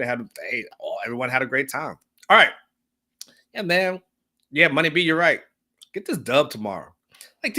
Let's keep the good vibes going for your Longhorns. Let's keep these good vibes going. Everything has been going really well, but yeah, this season and having things to play for will mean a lot more if Texas pulls out the win. If Texas pulls out, if Texas doesn't, then I know what's going to happen. People going to disappear. I got to go and get on the list, start calling folks, see where you're at, checking on you like the old church people would do. Baby, wasn't at church on Sunday. We were just the motherboard, just checking on you. All right. I don't have to do all that for you guys. All right. So, but whatever you do, be safe. Enjoy your Friday night. Enjoy it. We got, again, early game tomorrow morning. So early kickoff. Guys will be out there for big noon kickoff and this and that. Make sure also you watch the watch along. That'll be tomorrow with Chad and Ketch. That starts at 11 here on this channel. So if you like this video, first and foremost, you subscribe to the channel. You'll know when all these things are getting posted and all things are occurring. So tomorrow for sure. First of all, let me go down the list. So you got everything, okay? After me, you've got Chad and Ketch at noon, from noon to 3 on House Divided. You're going to have Alex today on his Football Friday, 3:30 to 5:30. He's going to give you picks and all that kind of stuff. So you'll have that this afternoon. Tomorrow morning, you'll have Chad and Ketch back again for the watch along, which is a lot of fun. So you want to watch and have some commentary, and you just think, you're sitting by yourself. You're like, man, I got no one to talk to. You can now interact the same way we interact here. You can interact during the game and have someone be in the chat all game long, and that's fun. Then the post-game show. Brought to you by my main man, Adam Lowy from the Lowy Law Firm. We've been doing that thing for years, and that's the fun thing, and I'll be on that one as well. So we've got you covered. Got you covered, baby. So until then, man, listen. Scott in Texas, you listen to Colors, right? Good song. Scott, yeah, I tell you, they're a very good band. Black Pumas are very, very good band. It's a lot of positivity, which is the kind of things that I try to be about. It is a lot of good, like I said, it's kind of a funky, neo-ish, soulish kind of thing, kind of Lenny Kravitz kind of vibe to them. They're just a badass group. So hey man, somebody said they may get me some backstage passes. I don't mind hanging out just to say hello, take a picture, meet the group. Very talented group. All right, guys, have a fantastic weekend. Be safe. Wear your seatbelt. Be safe. Call Uber. Don't drink and drive. Don't get in that kind of trouble. You don't want that. You don't want those issues. We got too much out there, too much to lose, too much at stake. So go call it Uber for whatever you're going to do, and enjoy your weekend. Get out there. It's beautiful. All right. Aaron, thank you for what you did today and do all week long. Aaron's producer. He's a member of Horns Up. He works really hard. Gets up, does his show, then he comes here and produces my show. That dude puts in like 6 hours before it's like 11 o'clock. So he's a hard worker. So thank you to Aaron for everything that he does. Justin as a Vegas reviewer, Javier, all you guys have fantastic weekends. I will see you tomorrow, hopefully. If not, at worst, I'll see you on Monday. And remember, I always say, live each day like I do the last, because one day it will be. Y'all take care. Be